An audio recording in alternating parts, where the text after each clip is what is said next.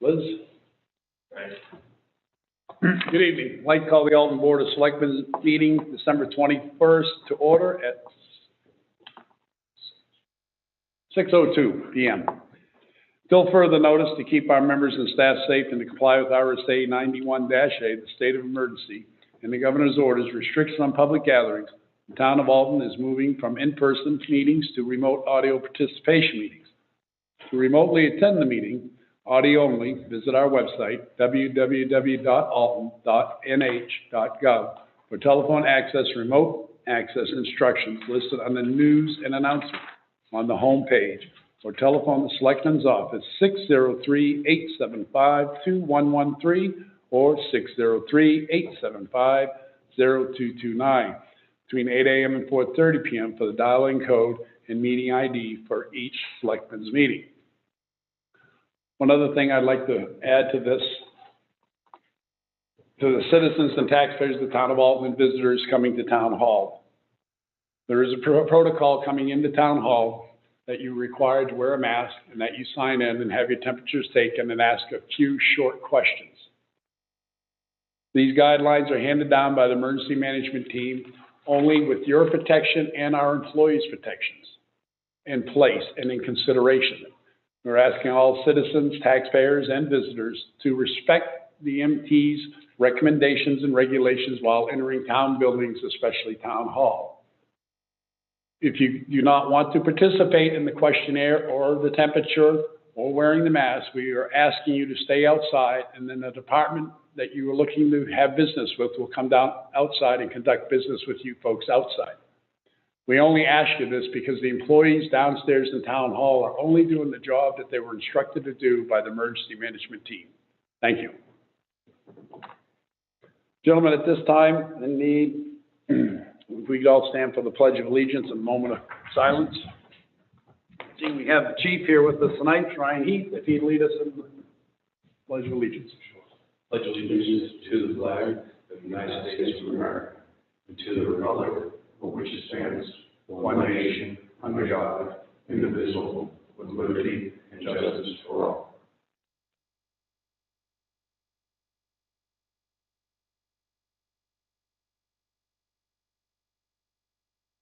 Thank you. Gentlemen, I need to approve the agenda, but I do have two amendments to the agenda, and actually it's three. They're short ones. Fire department boat numbers underneath old business. Number 2, snowmobile trailer parking in the bay. And 3 would be street light, Main Street, location would be Village Pizza. What was that last one? Street light, location at Village Pizza. Okay. Village Pizza. Oh, that's, no, right down here. Okay, okay.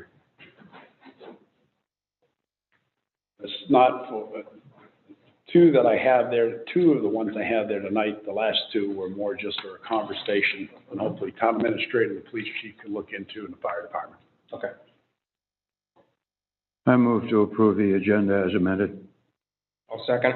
Motion made by Phil Whitman to approve the agenda as amended, second by Paula Rochelle. Any discussion? Yes, I had a couple I wanted to add. Can I do that after? After we make. Yes, sir. Yes, you can. So any other discussion? I'll pull the board. Mr. Whitman? Yes. Mr. Rochelle? Yes. Mr. Holt? Yes. Mr. Wentworth, yes. Votes in the affirmative. Mr. Holt? I had a couple. Also was the bay parking lot. I guess yours, we can make that discussion then. Okay. With Kenny. Okay. So that one, we. So we'll just add it into my snowmobile parking in the bay there. Okay. The operating budget, I had some additional questions. That might be under old business. Yes, sir, and I didn't have that on there. I think the town administrator was going to bring it up underneath her town or administrator's report, but if you want to add that underneath old business, we can do that. Okay. I'd approve your agenda. And are you planning on going into executive session this evening? There is a non-public session, yes, sir. Personnel? One is to do a personnel, yes. Okay. Thank you. If I'm correct on that. Yes, letter A. So basically what I'd be looking at would be the operating budget under old business. Mr. Holt has made a motion to, that is a motion, Mr. Holt? Yes. Do I have a second to Mr. Holt's motion? Second. Motion made by Mr. Holt to add and underneath old business operating budget. His first one will be going underneath mine with the snowmobile parking. That's all right with you, gentlemen. Motion made by Mr. Holt, second by Mr. Whitman. Any discussion? If not, I'll poll the board. Mr. Holt? Yes. Mr. Rochelle? Yes. Mr. Whitman? Yes. Mr. Wentworth, yes. All right, agenda is approved as amended. Announcements, the town office will be closed at noon on Thursday, 12/24, and closed all day on Friday, 12/25, observance of Christmas holiday. You want me to read those last three? Ho, ho, ho, Merry Christmas. No, it is nice. Merry Christmas to all. Submission of public comments, questions, and concerns. Being none, we'll move on to appointments. Jane Davis, voluntary lot merger, request to unmerge map 40, lot 44. Remember, gentlemen, from last week, we asked her, there was a plot plan that was in there, there was no date on it. We asked her to go back and get the original if she could. And in your binder, you will see one. She came the next day with me with one, and it had on 12/15/2020, and I said, that's not really what we're looking for. We're looking for the original date of that plot plan. And as stated in your book, it is there.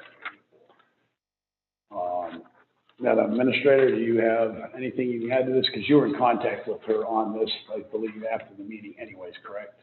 I believe it was Mary, yeah. The only thing I have to add is you have, some legal guidance in front of you at your seat from the town attorney. It's a lengthy email, but you can. Basically, I'm not seeing that. Yes, I am. Yep, I basically, got it. he has an issue with that easement at the That's what I top of the property, remember? Remember we talked about We that? talked about the driveway. Yeah. The easement for the driveway.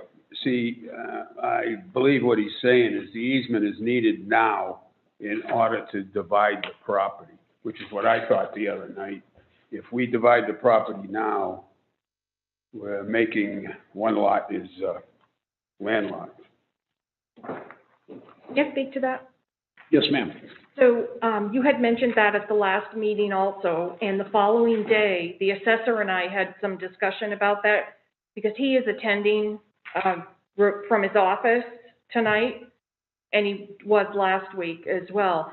And technically, that track two is not landlocked. There's plenty of footage on the road, but the question is the topo and whether a driveway can go in there. And that's why the assessor had originally requested a certified plot plan from a certified surveyor, which it's, the owner is choosing not to do that. They have other evidence that they have submitted. I'm not trying to have you lean one way or the other. I just, there was a printed statement on the bottom of that plot plan.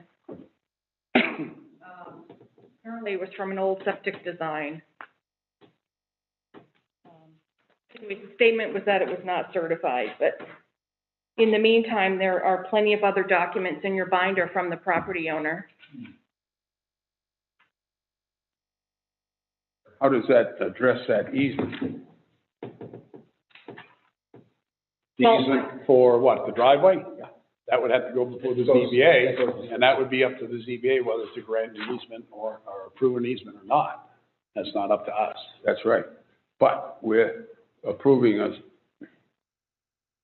two-lot. Well, see, I'm not approving a two-lot. I go back to the original deed, the way it was written, and I look at it, that's two different lots on the original deed. It doesn't appear that way. Yeah. Now, he has a valid point. I'm sorry, Craig. I just look at it that Mr. Cecil is saying that the owners voluntarily merged lots. I don't see any paperwork where they actually voluntarily merged the lots, That's what she's saying. And what I'm looking at is that the town merged those lots, and the town did that to my family years ago on 21 acres, when they subdivided 3 acres off the 21 and made 2 separate lots. And 2 years later, after getting approval from the planning board, they went back and merged the 18 acres back with the 3 acres. We had to come down and said, you can't do that. Why the towns, and not just all of them, but why all towns in New Hampshire decided they ought to merge lots on people was beyond me. Now, this is what has created a mess. Go ahead, Paul. Can I make a suggestion as to what we should do, in my opinion, is this should be brought before the zoning board ahead of time to go through a special exception to get that easement taken care of and then get approval from there. And they wouldn't have to come to the board of selectmen. Is that correct, Madam Administrator? I don't know. I mean, I mean, they could definitely show there was 2 lots at one time. Mm-hmm. Yeah. And I think you're right, Paul. I think basically they should go before the ZBA. I think you should go before, they should go see John, they should get a form for a special exception, go to the ZBA, go through the ZBA, if the ZBA approves it. At that point, it's not a merged property, and it doesn't appear to be a merged property in the first place. It could be done without coming before the board of selectmen, I think. Very easily then. Very easily. Then another, But you can check that if you'd like with Attorney Sessler. then another driveway would be a whole different matter, whether they could put it on the road or not. Well, if they got the easement, they wouldn't have to have another correct. driveway. They could have a shared Well, driveway. that's true, yeah. There's one more issue, is in my opinion, I'm not trying to make this difficult. It's a kind of a mess in my opinion. But I think, look at the location of the 2 wells. Once that land is if it is subdivided, the radiuses are no longer there for each well. Well, in most cases on the lake, none of the wells meet the radiuses. Yeah, but it meets it now. See, both wells are within a radius of a 150 foot, 75. 75 feet. Yeah, it's 150 across. But of course, with the water, the water's part of it. It can But if radius the lot, over the yeah, water. but if this lot is separate, well, it's just another issue, that's all. But that also can go before the board. Yeah, oh yeah. So that would go before the Board of Health. The radius of the septic towards the well. That would go before the Board of Health, which John Devers right now has Right. that authority. I don't know. That's a suggestion. I don't know if we could get legal counsel on that, but I think that's how this should proceed. Yeah, see what Jim says. and then that may satisfy everything. I'll find out. Okay, thank you. Ms. Davis on the phone now, Josh.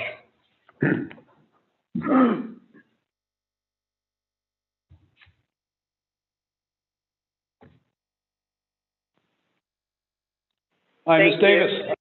How are you tonight?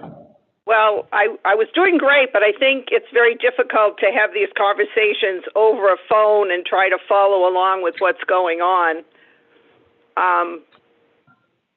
But I have to agree with you on that. You might have heard our conversations before we brought you into it. right, I believe the board is going to recommend, and our town administrator, Liz Neon, is going to check with town council.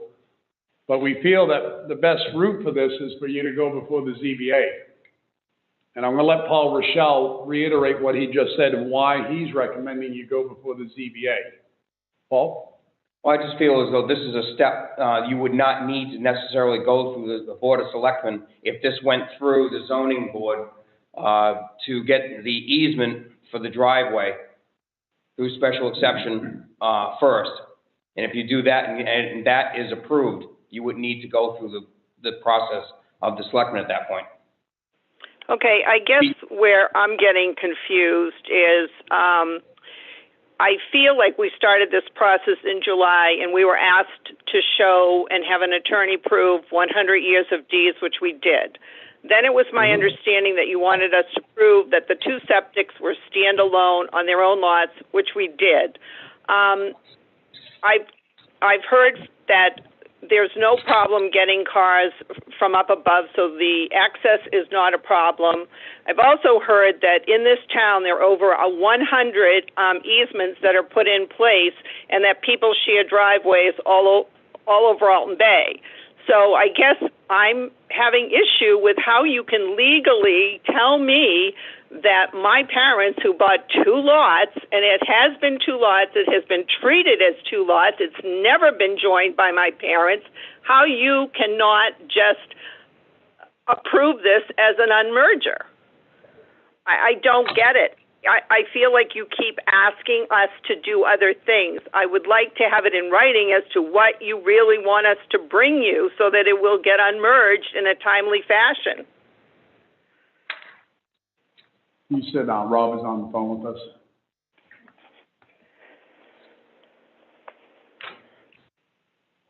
And it's all right to read what our legal counsel has stated or no? I think it would be okay, but it's really a decision the whole board needs to make. Ms. Davis, we did contact the legal counsel during the week. He did write back to us, and I'm going to read to you what he stated to Liz. Liz, the very fact that the easement is needed to make a division of the property work is extremely good evidence that the property has up to now been used as 1 lot and thus has been voluntarily merged. The easement is needed now in order to divide the property.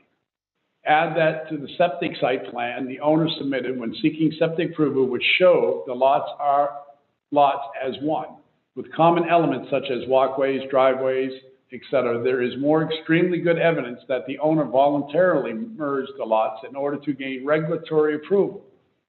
If the Board of Selectmen finds that the property has been merged and used as 1, there is sufficient evidence to support the decision. That's what our legal counsel sent down to us for the night's meeting. Mr. Jutton. Did he realize that Varney Engineering had verified that when they did do those 2 designs, he did in fact design it only on 1 lot, but he had just put it on a tax map which doesn't show all detail? Did he have that information? I'm concerned that this attorney in Alton does not have all the documentation that we have been, verifying. I just looked at the town administrator when you were asked that question, and she shook her head yes. He has had all the information that you have submitted to us at his disposal and what you just read. Okay, thank you. So I'm going to bring in Rob Jutton at this point because he had some questions for the town attorney.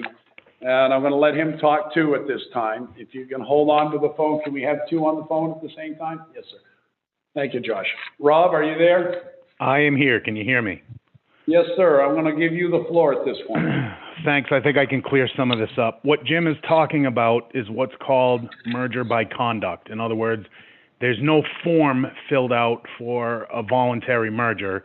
It's a merger of 2 lots in the nature of the use or the conduct of the property. I am not ready to submit an opinion on whether I think it is or is not. As you've seen from my statement last week remains the same this week. I think a true certified survey of that center line and the elevation contours that can, the 2 questions that remain are, can the lot be accessed itself? What Jim is saying when he says the fact that it needs an easement to access the second lot means merger by conduct is what he's trying to say there. I'm not necessarily convinced that that by itself is true, but it certainly weighs in the column of possible use of the property as a single entity or merger by conduct. The other issue is the proximity of the house on tract 2 to the center line. If it observes all the setbacks that were in place in 1985, it would lead toward the property owner considering it 2 separate lots. This is definitely historically 2 lots. It was purchased in 1904 on 2 separate deeds. Those deeds were then recorded separately in description, but on 1 deed subsequently 2 different times as it passed title. There's no question that the history of the property, it's 2 lots. The question is the way the property is being used currently merger by conduct? And I think what needs to happen is a certified, engineer-stamped survey of the property that bounds exactly where that line is, exactly what the elevations are from the road, and exactly what the distance to the house, the second house on track 2 is from that center line, we'll put the questions to rest. That's what my recommendation is, and upon that, receipt of that, I think we can make a pretty credible answer. So Rob, let me ask you this question. Yep. Ms. Davis' parents bought these 2 lots years ago. Yep. Right. Is it- They had a cottage down on one, then Yes. years down the road, they built the house on the other lot. They got Correct. all their approval. It shows Correct. 2 tracks. Correct. You're saying merger by conduct, Rob. Yep. Merger by conduct. Could it be also said that they basically, what they were doing, they did it unknowingly? Merger by illegal? conduct doesn't require knowingly or unknowingly. There are times when a property is surveyed and the outer bounds only with the center line is not denoted and then recorded in the county registry. That there's lots of different reasons, but knowingly or unknowingly is not one of the qualifications for merger by conduct. It's purely in the use. So purely in the use, but it's, question? well, hold on, Ms. Davis, hold on, please. So what you're telling me, Rob, is it's really up to the decision of the community whether it's used by conduct, not the homeowner or anybody else. It's just mostly- It is up to the Board of Selectmen, who are tasked by statute with the final decision on whether an involuntarily merged property was truly involuntarily merged or whether it was merged voluntarily but without a voluntary merger form. It's a pretty sticky set of circumstances, and really you just want to have purely the facts in front of you. And like I said, I can't make a recommendation without knowing how far that second building is from the center lot line. I can't tell you whether I think it was merger by conduct or not. I am not prepared to issue an opinion on that until I know exactly what my distances are. And while I trust everybody involved, you know, I've sat and I've spoken with Mrs. Davis. I think this is a very reasonable proposal. I tend to agree with what you said in the beginning, which is, on what grounds does the town even have to come and do things like this? That said, I wasn't here in 1985. I was in the 5th grade. I had nothing to do with it then. I'm being asked right now whether or not this fits, and also I'm aware of Attorney Sessler's opinion, and far be it from me to want to contradict or go against your town council, but at the end of the day, I'm not satisfied that I have enough information in front of me to be able to agree or disagree with that.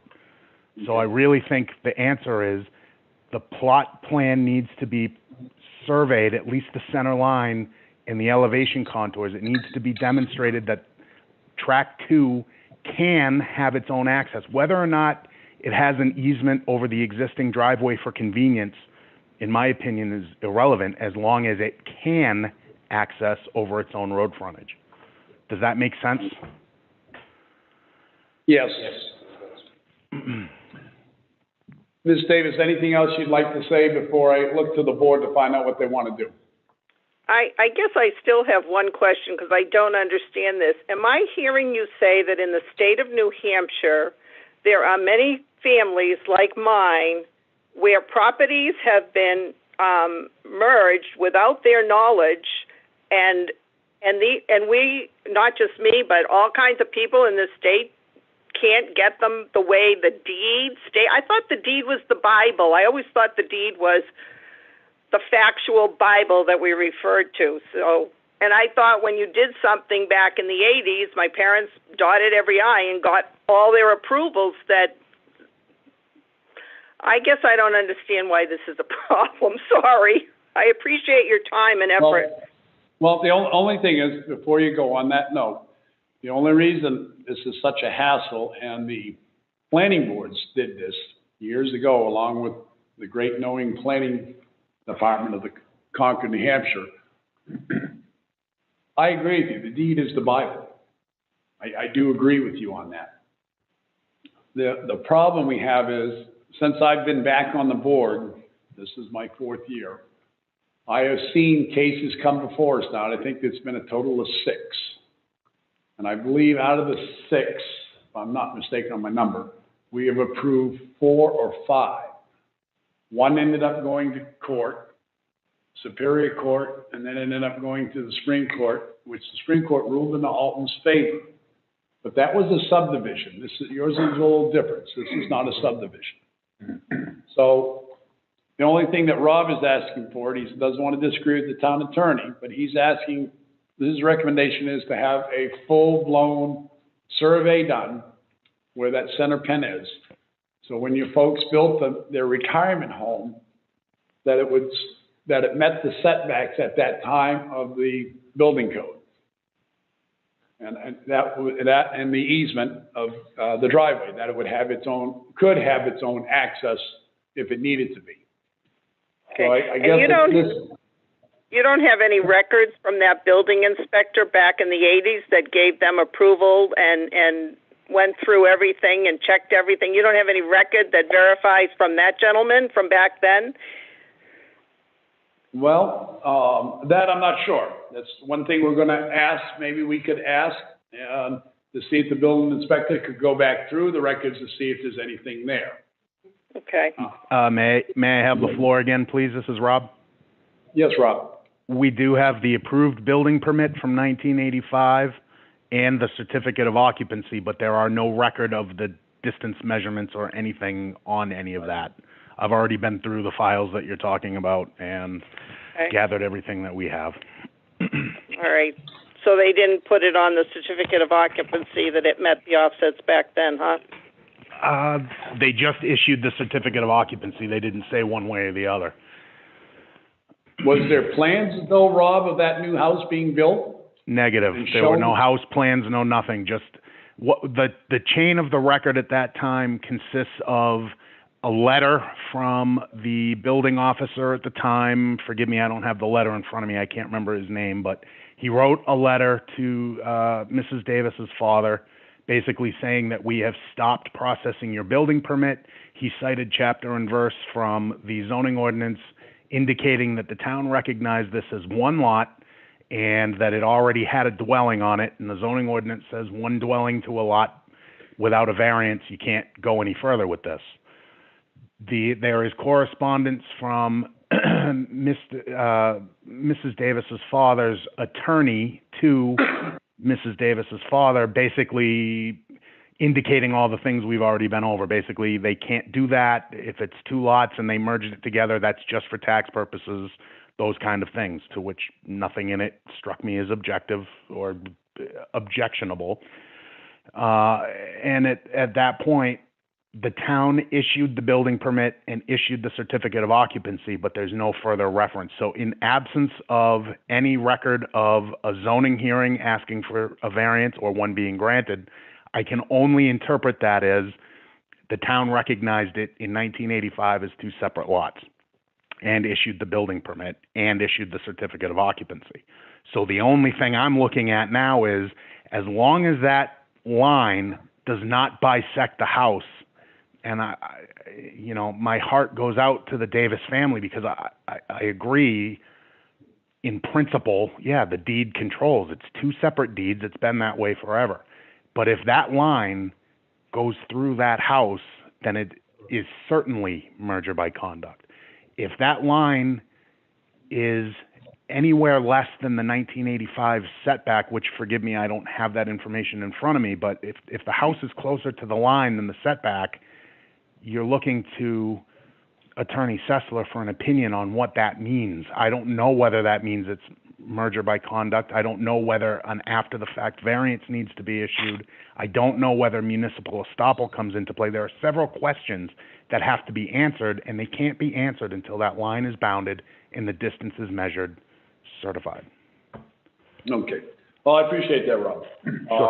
But just told me the town went against their own regulations back then, allowed, if they considered it 1 lot, 2 dwellings on 1 lot. Either that or they recognized it as 2 separate lots at the time. The historical record certainly does lean in favor of its 2 separate lots. In that vein, if the Board of Selectmen in their collective decision-making process chose to weigh that evidence without a survey, that's entirely your prerogative. Right. Ms. Davis, are you still there with us? I'm trying to be, yes, thank you for asking. This So is overwhelming. My question is it possible for you to get a full survey on those lots?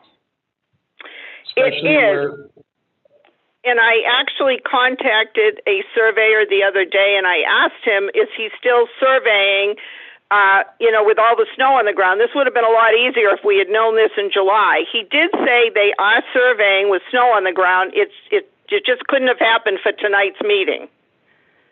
right. Okay, so I'm gonna look at my board and find out what they would like to have done, just the whole.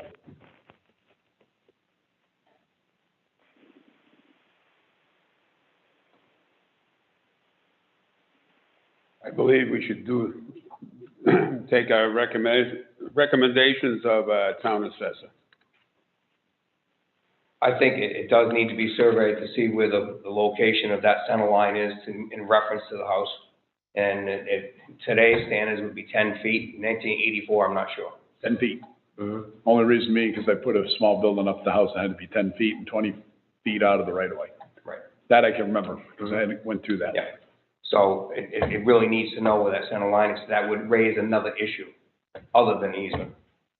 What- I'm leaning toward the deeds being the Bible.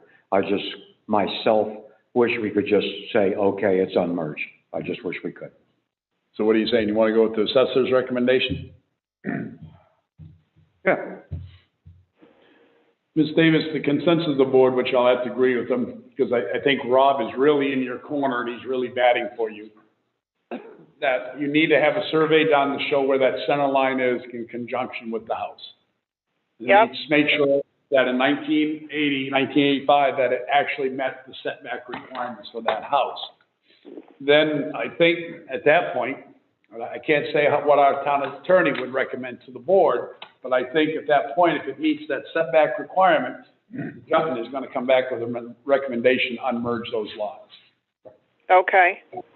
If I heard Rob correctly. Is that what I heard, Rob? Yes, you heard me correctly. In order to be able, as long as we can ascertain that it's outside of the setbacks and that the lot could be accessed, even if they grant access through a right-of-way, that's between them and their potential buyer. The town has no stake in that. But if the property can be accessed through its own road frontage, it certainly passes muster as being two separate lots, in my opinion. But do we need the town of Alton attorney's approval if we choose to work with a buyer and give them an easement through the existing driveway? No, the easement is between you and whomever you buy the property from. The town of Alton's attorney is very similar to me in this regard, in that he's providing an opinion to the Board of Selectmen, who are the ultimate decision makers on this. And my personal recommendation is that they have all the facts just laid out in front of them, and then make a decision, including my recommendation, including town council, that there's, they rely on us professionals to provide them with information, and that's just what I'm trying to do. No, I do appreciate it. Thank you. So at this point, I will get back to the surveyor and have the surveyor survey this property. But then what are we looking at for time? How long is this going to continue to evolve? Well, I believe once you get your survey done, and you hand it in to the town assessor. Yeah. The town assessor then at that point will look at that survey and see if it met the requirements back in the 80s. As long as it does, from my understanding, what he said, he'd be becoming before the Board of Selectmen with the recommendation to unmerge. Okay. And I'm sure he will send it also to the town attorney, because we've had other legal cases because of these voluntary merged lots by the town, that the town attorney will look at it, but Rob, at this point, is saying that he will go 100% at bat for you if those setbacks from the center line are there that met the requirements in the 80s. Okay. So, Rob, can you just get me an email tomorrow with that setback from the 80s, and I'll be in contact with the surveyor tomorrow? I don't know if I can. Absolutely. I'll have I don't know that if I for you can get my tonight. done this week because it's Christmas, but I'll do the best I can. I understand. Ms. Davis, thank you for coming back to us again tonight, and I'm sorry about the frustration that you're enduring through all this. A lot of Oh, families. I'm sorry you have to hear the frustration in my voice, but I think we're moving Okay. forward in the right direction, so that's a good Yeah. thing. Thank you. Yes, ma'am. And Merry Christmas to you and safe Same holidays. to you. Be safe and be healthy. Thank you. Take care. Thank you. Bye-bye. Bye-bye. Mr. Chairman, Yes, sir.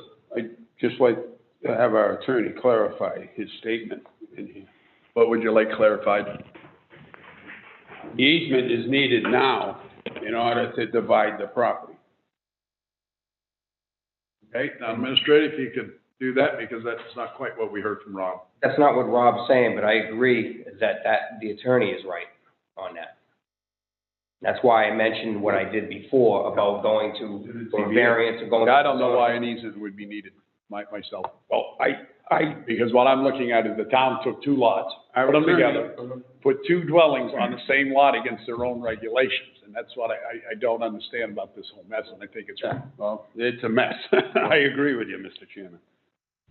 But I'd just like to have that clarified. Okay, if we could, Madam Administrator.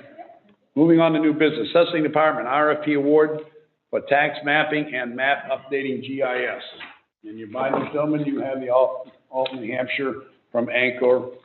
You'll have the recommendations from Rob in there. Yeah.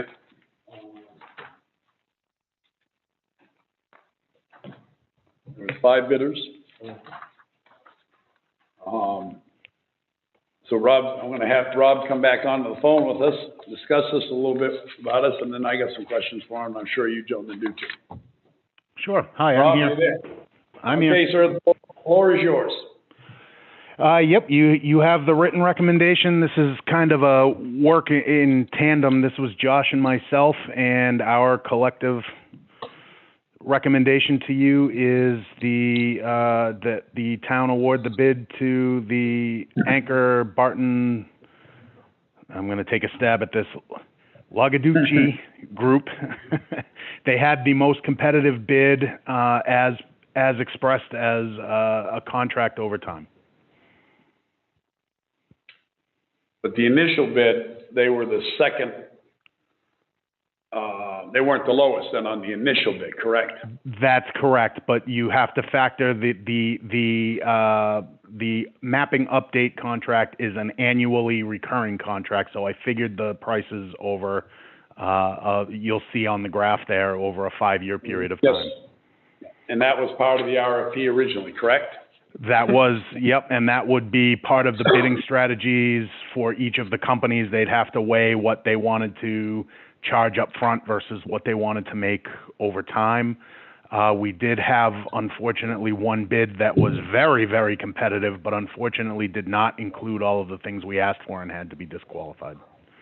Okay. Yeah. That would be the Prospect Mountain Survey bid. All right, so my next question for you is, so this gets our tax maps and lots and everything verified more by GIS. Does this help the highway department, the fire department, the police department anyway with 911, also with catch basins, water department, water mains, or is that additional fees that are going to incur down the road? Though this gets us the base GIS platform, and one factor that's not included here is that we'll also need a license for whichever program. The problem is we don't know which program it is yet, so it's kind of hard to prognosticate on what that's going to be. But we'll need a GIS, ArcGIS or something along those lines, which is also a recurring cost. My understanding is a single license to that is somewhere between $500 and $1,000 a year, so shouldn't be a deal breaker. But this gets us a basic introductory GIS system with the basic assessing or property parcel information data. So your map and lot number, your street address, your property owner name, your basic assessment, those all come as part of the annual updating part of the project. In other words, when all of these individual shape files are converted, they're also accessible to the GIS platform. The other things that you mentioned would be department-specific add-ons to be negotiated between the department and the service provider at that time. In other words, they're not part those individual things, fire hydrants, culverts, any of those other data layers are not part of this package. So basically, it's just basically what's gonna be is tax map update plus your assessment cards be more accurate, correct? Not the assessment cards. The distribution, however, becomes updated. The assessment cards are provided by currently Vision Appraisal and Avatar. Those have nothing to do with this. What this does is takes our property tax maps, which are essentially paper files, and then they're scanned into a PDF and turns them into essentially a digital jigsaw puzzle, for lack of a better term. Forgive me because I'm not a mapping professional, but I'm expressing it as they've expressed it to me. And essentially those pieces fit together in a shape file that looks like the town of Alton that can then be distributed on paper maps, PDF maps, into a GIS information distribution system. There's several different outcomes, but basically it's taking paper-drawn maps and turning them into digital files that can be then suited to several different purposes, the base of which is what we're talking about here. Added data levels or data layers then have to be negotiated between the service provider and the department that wishes to utilize it in whatever way it wants to utilize it. Okay, thank you. I'm gonna look at Josh now, because in the booklet, Josh should be the project supervisor, and Rob would be the project coordinator. Josh, you got any comments to this? Yeah, so Rob covered it pretty well. The only real footprint that this has in GIS is it sets the foundation or course for more layers to be added to the GIS system. And it's always recommended to start off with tax maps for accuracy. So this really is the way to go for GIS if we wanted to add layers in the future. But a big part of this has everything to do with the tax maps and the fact that our current mapping vendor had given us an ultimatum saying, your guys' maps are no longer going to be supported moving forward. They need to be digital. Either that or find somebody who would be willing to maintain them in their current state. That's really the reason behind why we went this direction. It just happened to have the opportunity to snowball into a GIS system. So that's really what I'd like to add. I don't know if Rob has anything else. Nope, that sums it up pretty well from my part. Good. Gentlemen, you have any questions? Mr. Holt? Hey, I'm not familiar with this process at all. I think we funded $80,000 for this. Am I right or wrong? That's correct. Correct. So we're going to be spending, what, 42? I just I thought this was going to encompass the whole town eventually, which I think I'm right, and I think that's been stated tonight. Different departments, your water department, your highway department. There'll be more licenses down the road for different things. Down the road, yeah. I was just kind of curious of money, that's all. You know, I mean, are we going to be I think at the time, 80,000 was kind of an estimate. It was an estimate, yes. That's correct, yeah. I'm trying to recall, but that doesn't have any expiration on the term, though, the way that was worded, wasn't it? It didn't end this year, December? Didn't that warrant article go until it is completed? Yeah. So you have, My understanding, oh, forgive me for interrupting. My understanding is that it's a capital reserve. Yes, if I remember right. I do not believe, unless the town meeting put a use by date on it, I believe the capital reserve is there to use. As long as it was put in the capital reserve, Rob, yes. Yeah, as long as it's used for the purpose that it was designated. Would have been like the elevator for town hall. yeah, I think that's the way it was. I'll tell you what it. If you want to keep talking, I'll find it. Gentlemen, you have any other questions for Rob, though, other than that one from Mr. Holt? Here it is. Go ahead, Liz. So this is not a capital reserve fund. This was a special warrant article which always has a deadline, and you always have the option of 1 year, 2, 3, 4, or 5.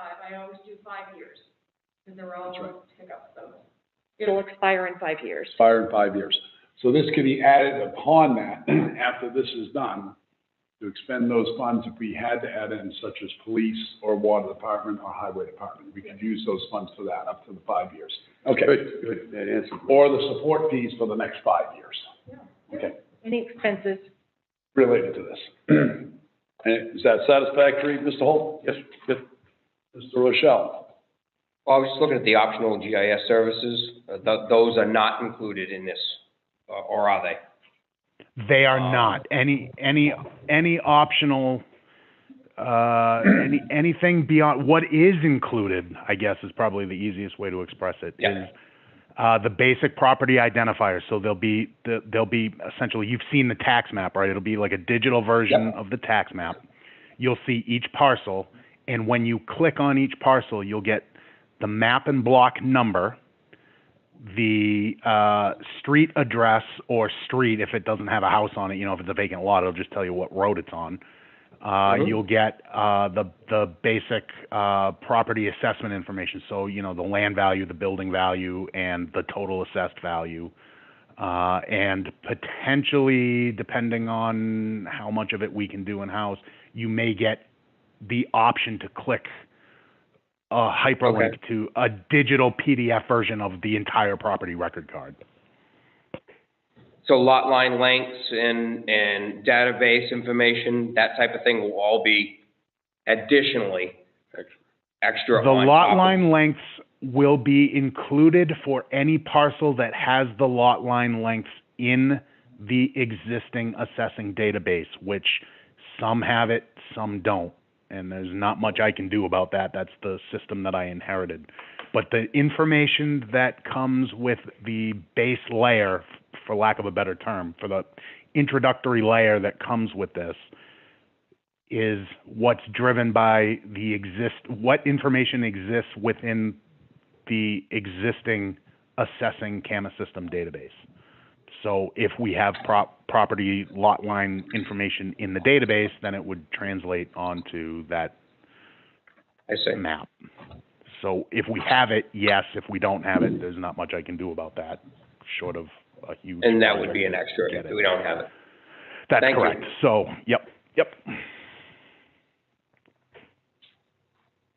So Rob, what you're telling me, when they do the yearly updates and stuff, any changes to the assessment, you'd be turning over to them to update anything, correct? That is correct. Every plot plan, survey, boundary line adjustment, subdivision that comes through the planning board comes currently to the assessing office and gets recorded, because I have to create the new lot. As subdivisions are created, I create a new map and lot record in the database, and then I send the plan off currently to cartographics, who draw that on the existing map base because they don't have it digitized at this point. That's the purpose of the conversion. So once this is converted, yes, we send Anchor all of the mapping and change information. So, boundary line adjustments, plans, what have you. Those all go to them. They adjust the digital maps. That also in turn gets picked up on the GIS platform, and then they send all that information back to us.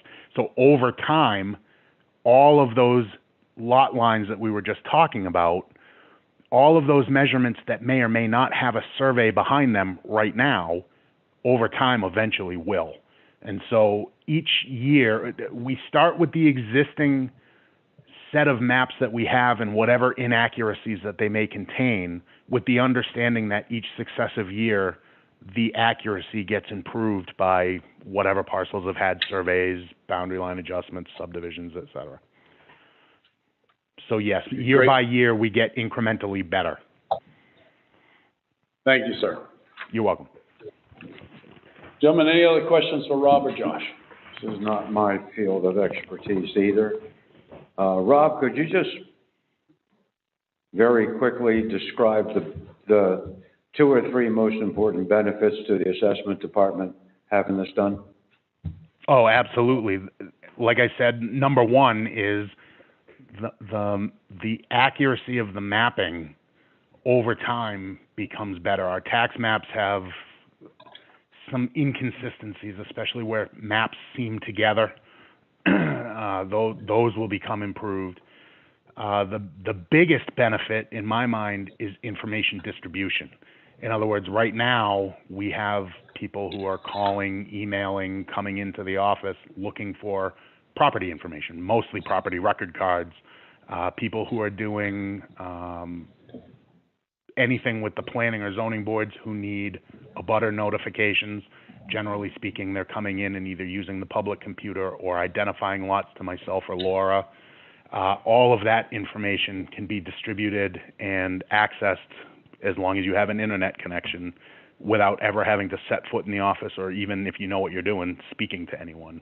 And I'm generally pretty good at working with people on the phone and training them. But I can say, having built a website myself for a town, it takes a small amount of time, a year or two, for it to sink into the public consciousness. But once it does, a tool like this is invaluable.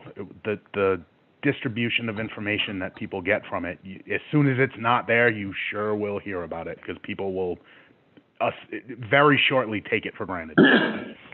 It can't be overstated how well suited to public distribution of information this will be.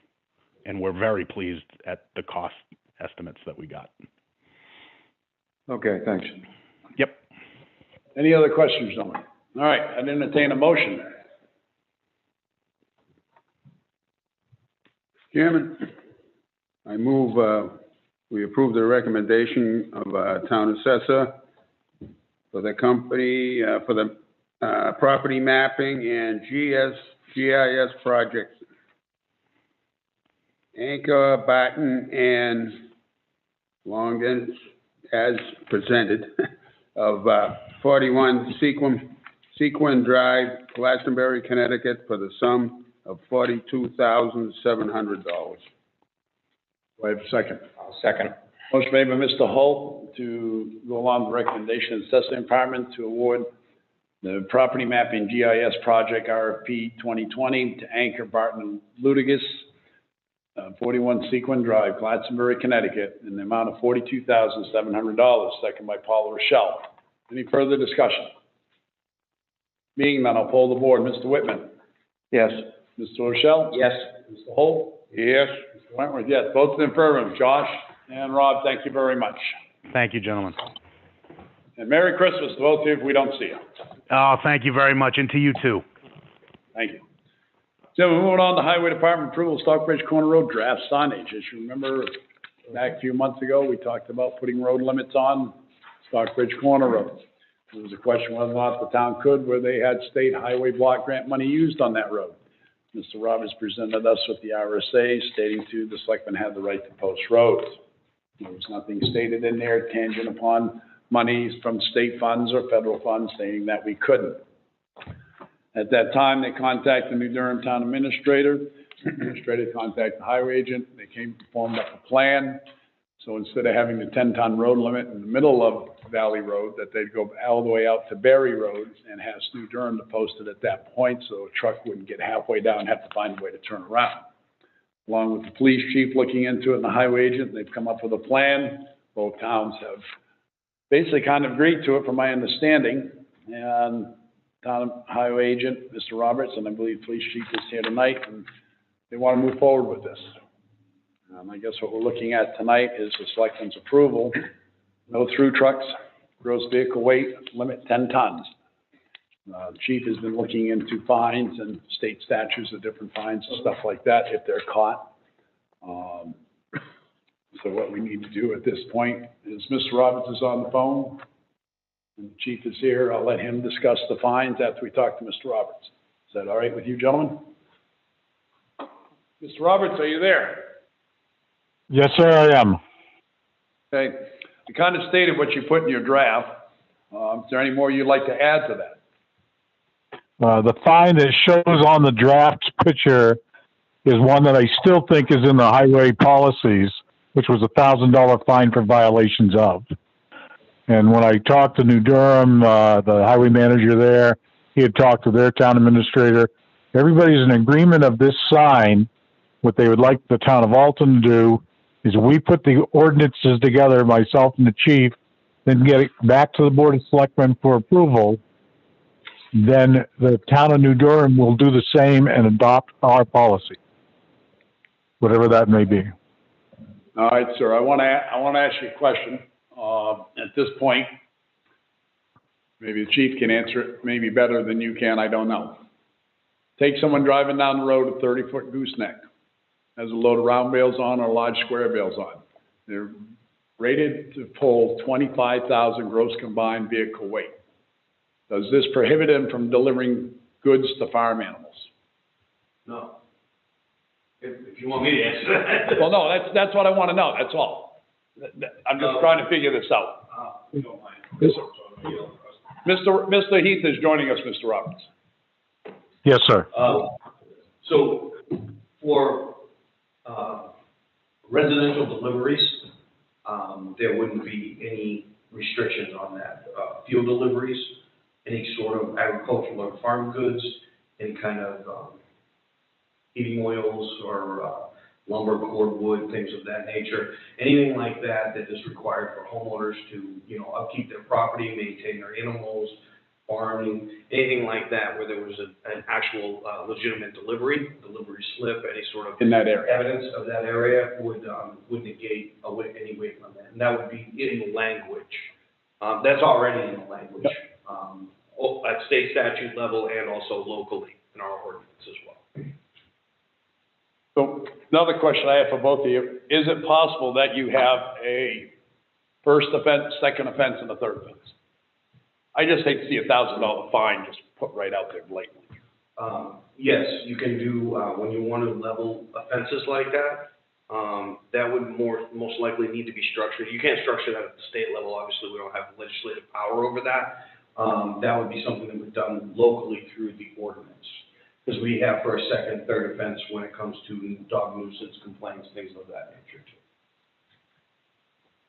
Gentlemen, any questions to Mr. Roberts or Mr. Heath on this? So what are you thinking, like $100 first offense, $500 second offense, and $1,000 third offense? Well, the question I have for you, Chief, if you impose penalties like this and fines, does Alton get it or does it go to the district court instead? No, if it's a town ordinance, Yeah. it comes back to the town. If If it's a state statute that we write under, then it becomes, it goes to the courts and there's a penalty assessment. It goes back to the police academy and things of that nature. Local ordinances is what comes back. Mr. Rochelle. Just a quick question. I know Ken touched on it. Is the violation fine $1,000 standard? That $1,000 was based off town ordinance.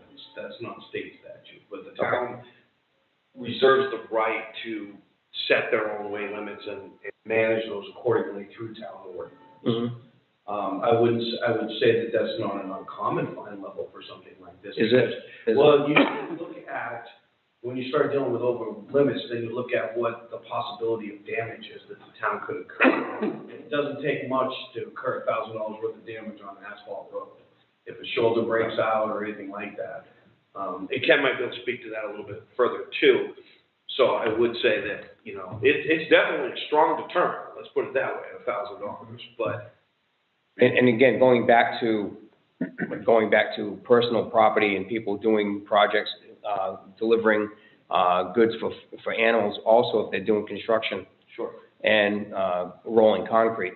Yes. And things like that, they're gonna have to make a phone call then to make arrangements before they roll? Well, for construction purposes, they're gonna have to go on the road anyways. Yeah, right. So with the permit. So, concrete, any kind of logging trucks, things of that would be covered and notified one time through the bonding process with the highway department and the road agent. Mhm. Correct me if I'm wrong on that, Ken, but.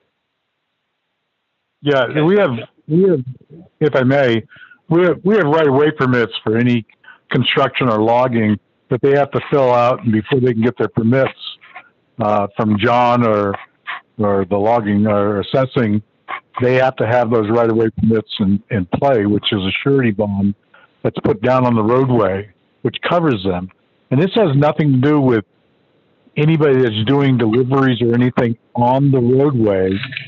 It's the homeowner. This has to do with, lack of a better term, the heavy hauling that goes completely through. It's a shortcut to Concord, or it's the back way around Meeting Marsh and going out that way and sneaking out Powder Mill Road, so I don't have to see the state and the Alton traffic circle. And this is another concern of New Durham's too. So as we're talking about this, the roads that we lifted this off of would be the question mark whether or not we put it back on those roadways. I know we're talking about Stockbridge Corner, but there was several complaints from residents from Powder Mill Road that says they can't even walk on the road anymore because of all the heavy hauling that's coming. So I guess that would be a consideration of the Board of Selectmen to reinstall it to the 4 roads, which was the lower end of Old Wolfboro Road, which I actually watched a tractor and trailer come off of that the other day and then go down 140. And that's the lower end that comes down Main Street, Upper Bay Hill or Lower Bay Hill, which anybody with a tractor and trailer shouldn't be on anyway. And then Powder Mill Road as well as Stockbridge Corner Road and Valley Road. Coffin Brook was on that too, right, Ken? I'm sorry, yeah, it was years ago, but I guess the Coffin Brook was only the question mark because they were going across Stockbridge Corner Road to get to Coffin Brook, so they didn't have to come down in town and go across 140. So, but when they hit Stockbridge Corner Road, they're going to have to go one way or the other. So that'd be up to the Board of Selectmen. Do we readopt those roads or what? Well, let's see, we only got Stockbridge Corner Road. I'd like to keep that with just Stockbridge Corner Road tonight and then go on to the other ones on another night. I understand about the concerns. As far as the penalties and fines, a violation up to $1,000, but I would like to see a progressive $250 first offense, $500 second, $1,000 third offense. That would be my. That would be sure. Mr. Holt. What's our current policy on posted roads with fines? They lifted them. Hmm? They lifted them all. They're not posted. We have no weight limits posted on our roads anymore. They were lifted. Oh, Bay Hill Road. Bay Hill Road is. Bay Hill Road's got one. That's a no. No through trucking They have and no through trucking. That's a state. 6 ton. That's a state sign? Yeah, that's not. That's on That's a Bay Hill town Road. The town, under the town ordinance, the weight limits that were originally imposed, all the roads you just listed were originally posted. Those were all lifted at a public hearing, 6 years ago. We looked up the minutes to it, the public hearing. Just before I came on the board. Yeah, 6 or 7 years ago, they lifted them. Because we wrote some local haulers. And we started cracking down on it pretty heavy because of the local complaints, and a lot of people were using the same throughways to cut through. And it was becoming pretty regular on hauling of materials and things like that. Well, what's that sign that's up there now? Those signs that are up there now? Mr. Roberts, can you answer Mr. Holt's question on that? It's probably the one that didn't get taken down. We didn't take it down because of the steepness of the slope, but I think, Bob, you're on the road, you can see that doesn't slow anybody down from going up it. And they haul everything, box trucks, tractor and trailers. Yes. But wait a minute. That's not the question. The question is, what's the sign doing there? It's like Mr. Roberts said. And if nobody's abiding by it, Mr. Chairman, well, why are they gonna abide by these signs here? This is gonna give them more bite now. There was no bite before. That's what I mean. If that sign is still up on Bay Hill, They it's are. not enforceable. It's not enforceable. And because at the public hearing, they negated the ordinance. The ordinance is They still are. the enforcement, component. Without that enforcement component, there's no prosecution. We can't enforce it. The sign that did not get taken down. Mr. Roberts just stated that. So the signs never got taken down. That sign never got taken Well, it's down. just that one. They're right? going on each end. Yeah, but I think it's just, in the no-through trucking, I believe it's for 28A. That's the state one that runs up straight through, the no-through trucking. And it's actually on the hill. Yeah. It's on Bay Hill. It's on Bay Hill, that's what I'm saying. It's not on 28A, it's on Bay Hill Road. There's one on 28A too. Right at the entrance. But no, there's one on Bay Hill Road too. Right at the very beginning, right at the base, and there's one at the very top of the hill. But as the chief has said, even if he'd stopped somebody on it, or someone called up and said someone's on, and they went up and stopped, they could not enforce it because the selectmen 6 years ago, took all authority away from the highway agent and the police department from enforcing it. They listed those roads. Yeah, I remember, I wasn't around yet, but I remember reading about it. Yeah. But see, that's my concern. That was done back then. Now we're starting to do some more roads. And I was in favor of this. I still am. But a lot of people are not gonna want trucks on their roads. So is this gonna start up all over again? I mean, if, you just mentioned a couple more roads. Start up what? Well, more people come in and want their roads posted, no through trucking. Well, one of the roads that have been discussed here tonight have a purpose to through trucking. Valley Road, Stockbridge Corner Road, the biggest thing, the reason they do that, when they know the DOT is sitting in the traffic circle, it's a way they negate around them. Two is, they don't have to come in the village, they feel they save some more mileage. Route 11D, you won't see that because there's no reason to take 11D instead of going straight up Route 11. Powder Mill Road, they come across that so they don't have to go all the way downtown New Durham and come back up 11. That's the only reason they take that, because it's a shortcut and that saves them about a half hour. Bay Hill Road, the reason I take that, it's a shortcut down to the bay. They don't have to come to the village. They come down Old Wolfboro Hill Road, down here by the village store. They take that so they don't have to go to the traffic circle. I understand. They've taken these roads that are listed here are shortcut roads, basically all they are, for truckers, logging trucks. GPS systems tells them to go down some of these roads that they're using their phones, but as a professional truck driver, most, if they're not familiar, won't take it because it doesn't tell you if there's low bridges or weight limits. So these roads that we're considering are neighborhood impact roads. That's the biggest thing. People are afraid to walk on them. The damage the trucks are doing to them. This is why these roads were brought up in the first place. So it's very well possible some down the road might come in and say, well, you know, I want Mooney Street put that way. Well, you would probably never see a tractor trailer going down Mooney Street because there's no reason to do that shortcut. School Street, that will be another one that will probably be done because they come up 140, they scoot out by the school, they go down Route 11 instead of coming all the way to the 90-degree turn. That will possibly be one that will come up in the future, but the neighborhood impacts. The houses are so close together. It's a very dense area.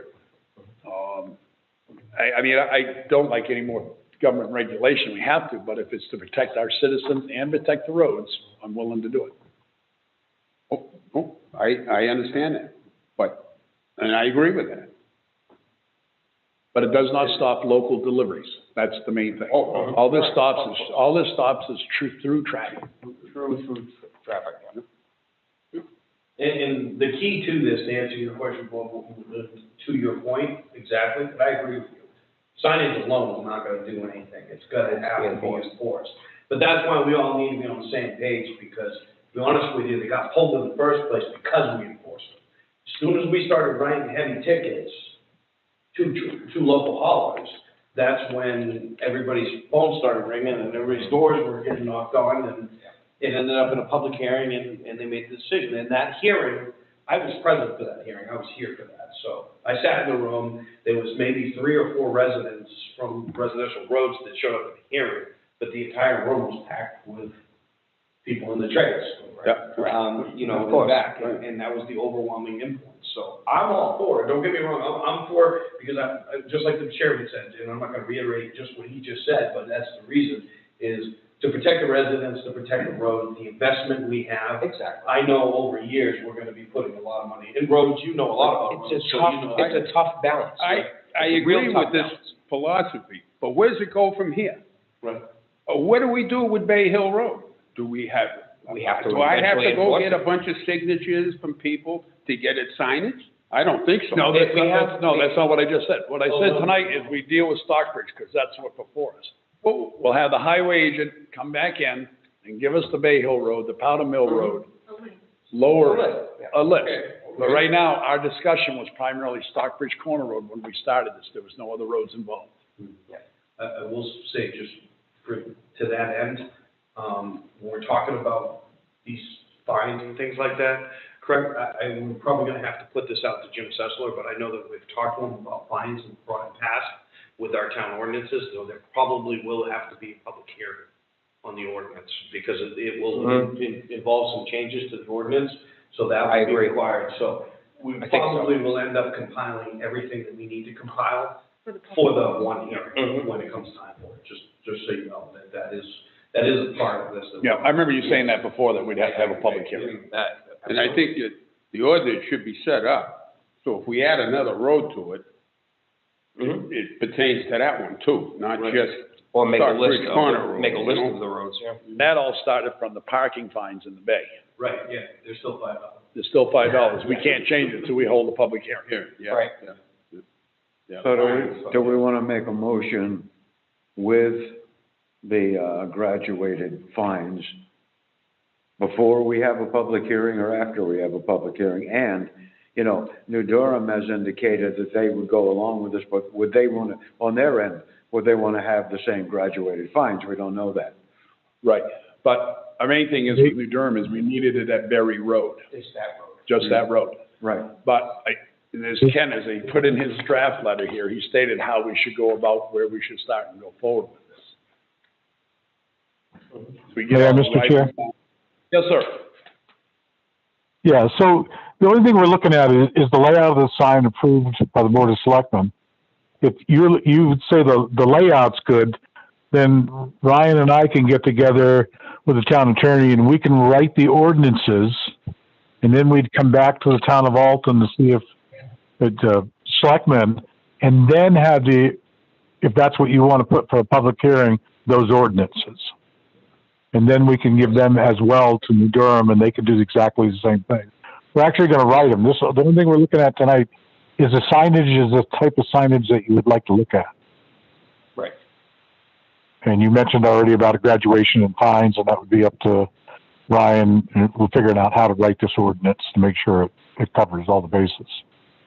I'd like to be involved in that too. That could be just a sign, the signage saying violation up to $1,000. But I don't know how you gentlemen feel about that, but if Oh, you yeah. agree with what Mr. Roberts and Mr. Heath have presented to us tonight, I need a motion on that, and then we can move forward. I make a motion that we approve the Stockbridge Corner Road draft signage that was presented this evening. Do I have a second? Second.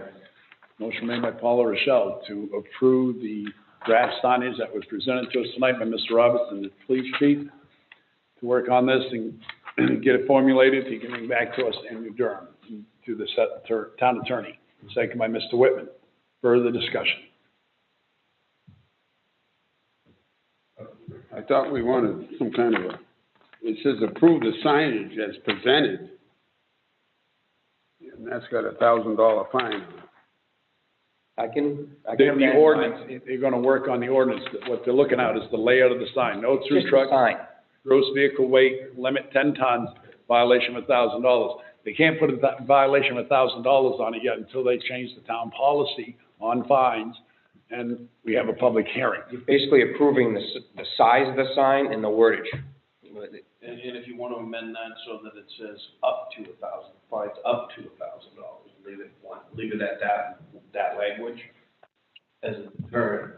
But when the ordinance is written, we can have a graduated schedule up to Mhm. that. Mhm. Being $1,000 is a max fine for any ordinance, town ordinance.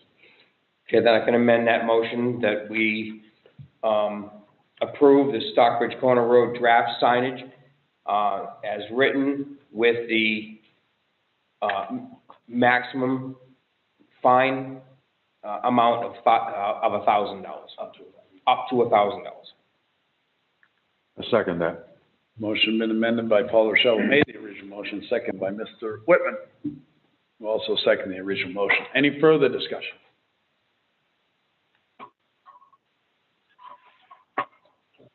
Mr. Whitman? Yes. Mr. Rochelle? Yes. Mr. Holt? Yes. Mr. Wentworth, yes. Votes in affirmative. Thank you, Mr. Roberts. Thank you, Chief. Yes, sir. You gentlemen have a wonderful and Merry Christmas. So, Mr. Roberts, we got you coming right back up anyways. But Chief, you and your family have a Merry Christmas. Okay. Moving on, number 3, Highway Department, Winter Road Maintenance Discontinuance, Eugene Drive. Mr. Roberts received an email page here. From Melissa Ingham. Mr. Roberts, we are no longer asking the town to plow Eugene Drive. I truly appreciate the past few years, your crew taking such great care of it. It provided us with great sense of relief the last year my dad's health being so bad. Please let me know if there's need to provide anything else. Have a great week. Sincerely, Melissa Ingham. Mr. Roberts, the only question I have, is there anybody else that is affected by this, or that, I believe that was the only house on this road, correct? Yeah, there's only the two houses, the old farm in the back, which was Jean's, and Melissa's house, which is right up front, Melissa and Matt's. So Matt's gonna take care of whatever has to be done there. It just keeps us out of there, which is just I don't even know if we need a vote. It's on our list in our policies that it's a wind maintained road, so I don't know if it's just a vote or a consensus of the Board of Selectmen that it's been dropped from winter maintenance at a request of the landowner. I believe it should be a vote made by the Board of Selectmen requested upon the taxpayer on that road.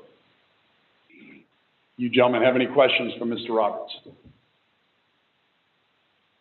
All right, gentlemen, they need a motion to approve the request of Melissa Ingham with her letter to Mr. Roberts about discontinuing winter maintenance of Eugene Drive. So moved. Roberts has made a motion to approve the request of Melissa Ingham. Mr. Roberts, the requesting of the discontinuation of winter plow maintenance on Eugene Drive, second by Mr. Rochelle. Any discussion? Poll the board. Mr. Rochelle? Yes. Mr. Holt? Yes. Mr. Whitman? Yes. Mr. Wentworth? Yes. Votes in the affirmative. Thank you, Ken. And if the town administrator could just let Ms. Ingham know with a letter that this was approved by her request on this date. And we'll do that. If that's all right with the board? Yeah. I don't want to speak for all you, but I think we should just keep a paper trail. All right, gentlemen, moving on, then to old business, new business still. Number 4, it brought to my attention today that since we went through with this COVID thing earlier this year, we put more no parking up in the bay. And it says no trailer parking, then this says no boat trailer parking. Some folks that come to me and say, what do we do about snow machines? Right now, the lake's not frozen. We can't get from 28A or from downtown down to the bay. Can we park still in the bay? Because years ago, before we did that nice parking lot we did, they used to park up there on the septic system and everything with snowmobile trips. It was mentioned to one gentleman on the community Facebook page, go down to the highway department, park down there, go across Jones's Field and the bridge there. They went down and looked today. Mr. Roberts might still be here. That the inside of around Jones's Field there where everyone parks during baseball season wasn't plowed out yet, so they really couldn't park there, and they couldn't park along the road because the highway department also parks there. So the question was, can they park snowmobile trailers down there in the bay on the right-hand side? Because we have two different signs, so it's kind of confusing. No trailer parking and no boat trailer parking. Originally, it was always set up for no boat trailer parking because in the spring, it was always loaded. So I'm bringing that before the board tonight. I don't expect a decision. Something I'm going to have to leave for the town administrator and the chief and the highway agent to talk about. So we really can't make that decision tonight. Because right now, a sign says no trailer parking. That means any trailer. Yeah. Even a tractor trailer can't pull in for a night and sleep. Right. By town ordinance, by that sign, which is wrong because you'd rather have them pull in and go to sleep down there than be out on the road falling asleep. Overnight parking. Right. Right. And there's no overnight parking. Yeah. But right, I understand that. But I'm just saying this is one of the things that was brought up today. Because the lake is going to be a few more weeks for that, like, especially after Christmas being 50 degrees. I've also seen that on Facebook, Mr. Chairman. People were asking, and some were suggesting Johnson's and to park at Johnson's, but the trails aren't open. Yeah. The problem is you have the trail there, and I think after Friday anyways, the trails at Jones's Field will be closed because there'll be no snow left with 2 inches of rain coming. Mm-hmm. And that's the other thing Parks and Rec has to look at, the closing the trails when it gets so bad. They need Parks and Rec needs to go down, especially on Jones's Field, close that part of the trail because that's the town's property. Right. So maybe if the chief, town administrator, road agent could talk about this, that would be nice. Because we just can't change that ordinance tonight. Because that would be an ordinance change we'd be making. I don't legally think we can just change it just as a snap of a finger.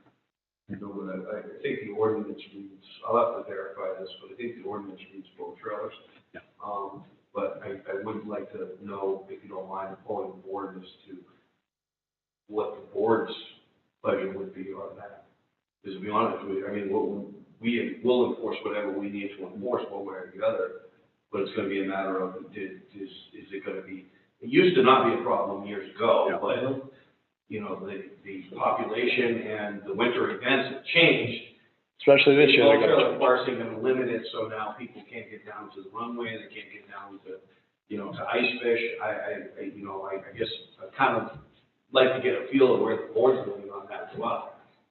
The way I look at the bay and the way I look at those parking lanes on the westbound side, the new parking lot, the way I look at them, they're long parking lanes that a truck and a small snowmobile trailer or single axle trailer could pull in and get off the road enough. I would hate to see snowmobile trailers and trucks and cars parked in the main parking lot, because that would take away from other people wanting to come down and enjoy the day.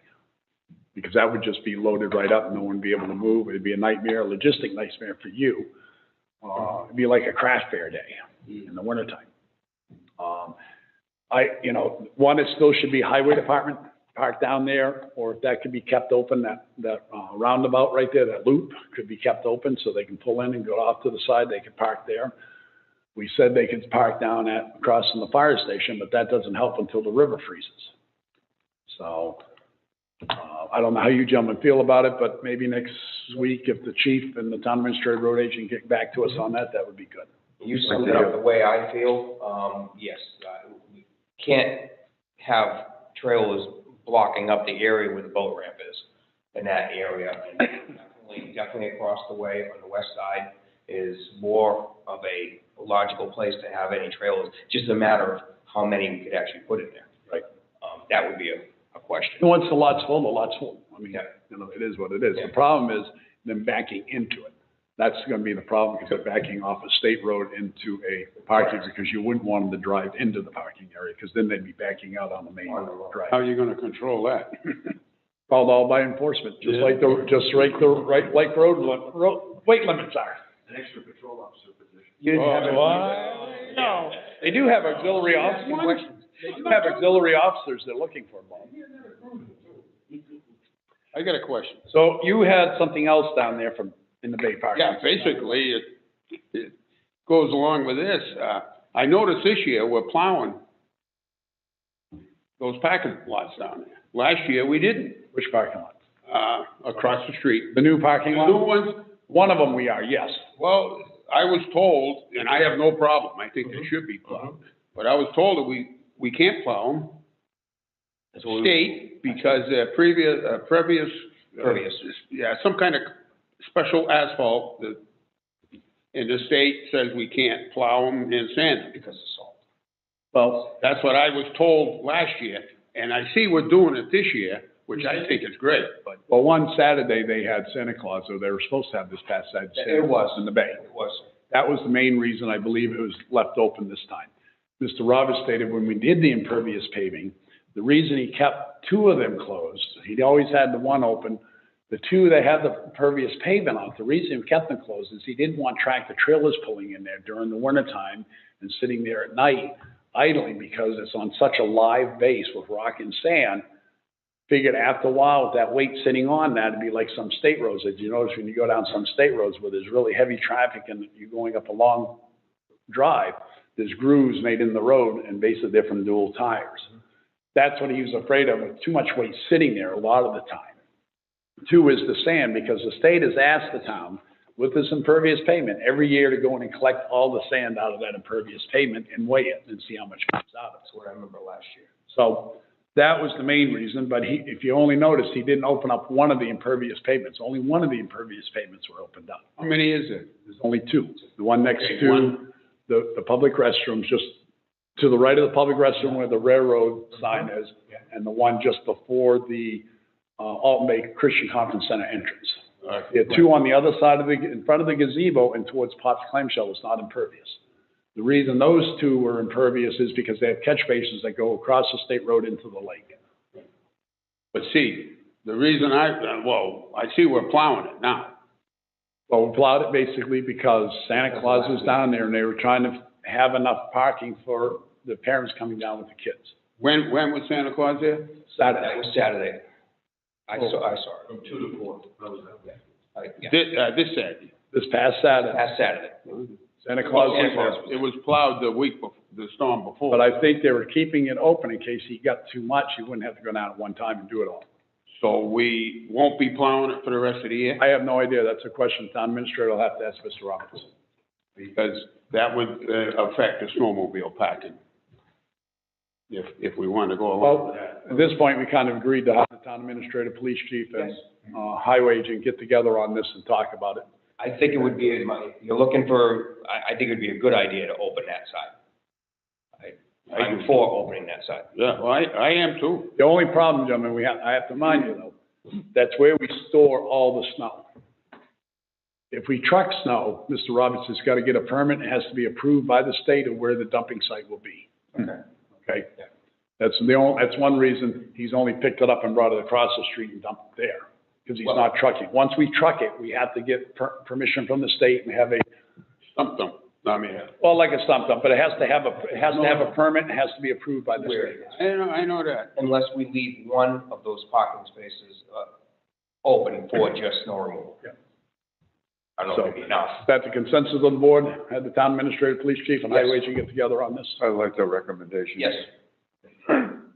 Maybe possible to come back next week, maybe, if you have enough time this week. I know it's a holiday week and everything. We will make every effort to do that without a full guarantee. Merry Christmas. Thank you. All right, moving on, the next one will be street lighting. Few residents had come up to me, and I have to agree with them, and I thought about it in the past, but I never brought it forward. When the town took out all the power lines, telephone lines out of Main Street, from Jenny Douglas Park down across in front of the museum and 140, they made that area black. I mean, you can't see anything on a dark night. We have one street light across on the telephone company side that dimly lights up part of the crosswalk there. But if you ever notice coming around that curve at night, there's no street lights right from the old American Legion up towards Jenny Douglas. It's very dark in that area. So when someone's crossing there, it's very hard to see them at times. I noticed at Jenny Douglas Park, and I'm not one for more street lighting, but for safety I am. I noticed at Jenny Douglas Park, they got one of those big glass, like a big halogen light that flashes down on the insurance building, or I know as Anderson's Dairy Bar, that the town has on one of those. I didn't know if that's something that could come across the road right there to maybe illuminate that better. I didn't know if the board would entertain the idea of the town administrator and the police chief looking into that and the fire chief for safety issues. What different light could be put on that telephone pole on the west side of Route 11 right there? Has there been concern from the residents or the Customers the of, buildings? customers of those businesses. Of the There's been businesses. concerns that have been brought. Customers, but not the owners? You know, there's a lot of traffic across the street There is. there. People park on the other side to go to the exercise place, and I could see their concern on that. That's, if anything, out of any of the areas I've noticed in town, I mean, the Bay Park lot's right through that whole stretch, it's lit up beautifully. You see every crosswalk. That crosswalk you can come upon, and you're only supposed to be doing 30, but if you're not familiar with the area, you would not know a crosswalk's there in the wintertime. People do just run across the street. Yep. Yeah. And you know, if the, Just a few I don't know jaywalkers. if the chief realizes, I'm sure he understands what I'm talking about right there, because I'm sure he's seen it at night. Especially in the winter months. Yes. The darker it gets, the earlier Yeah. you have people darting between the Yes. cars. Yeah. It's the parking spaces and the darkness together combined make it a lot more dangerous. But I didn't know if the board would entertain them looking at that, Yes. maybe in getting contact with the co-op to see what other type of street light we could put on, because it's right in front of, the street light that's right there is right at the curving of the telephone building and the town parking lot, right? Town parking space right there. There's only one light. So I didn't know if you folks, they could look in and see if there's some other type of lighting, we could get more of a broader light through there. It's worth looking I into. think it's worth looking into, definitely, yes. Bob, you feel all right with that? Yeah, I'm just, I'm kind of from the old school. We should be doing away with some of our street lights, but that's okay. Well, I just said, I agree. Well, I agree with you on Some some of of them, yes. But when it comes to safety issues of that nature right there, especially when you get little kids coming out of there, even students coming out of there, walking across the street. Little kids, normally you don't, but students you do. At night? At night from the pizza place, yeah. The other thing is Parent also, stops by and said, here's the $20, go in and get the pizza. Goes across the street. I just think it might be an accident waiting to happen. It's just that I really haven't noticed a problem yet, but that's just me. I have noticed when it is dark, and then not only people coming across at night, people opening their doors. And it's something, your lights have to hit it and then you see it, you know, with the light from your vehicle. I mean, they just whip the doors open sometimes and not even pay attention, traffic's coming through. So it helps to have some light there too, so you can see that. Yeah, I got no problem with looking at it, Mr. Chairman. I think we could look at different kinds of lighting too, because we'll also want the input of people who live in some of those upstairs apartments or, you know, we don't want to blind them in their windows too, so, but to make it safer, yeah. All right. That's If why I you asked folks if could do anyone- that for us, that would be great. That's why I had asked if any of the, You don't have to have that, back at Monday night though. Thank you. You're welcome. All right, gentlemen, nothing else on new business at that point. Move on to old business. We have the fire chief on the line tonight, I believe, and I think he's going to have Pat O'Brien also on the line on the numbers for the fire vote that we asked them to bring back to us. Chief, are you with us?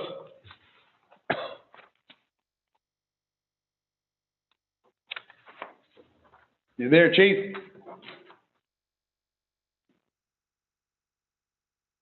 Mr. O'Brien, are you there? I am here, and the chief is trying to answer you, but he's experiencing some technical difficulties. Okay. So as you know, last week, some numbers were asked to get brought out. And according to the fire chief, you might have those numbers, Mr. O'Brien.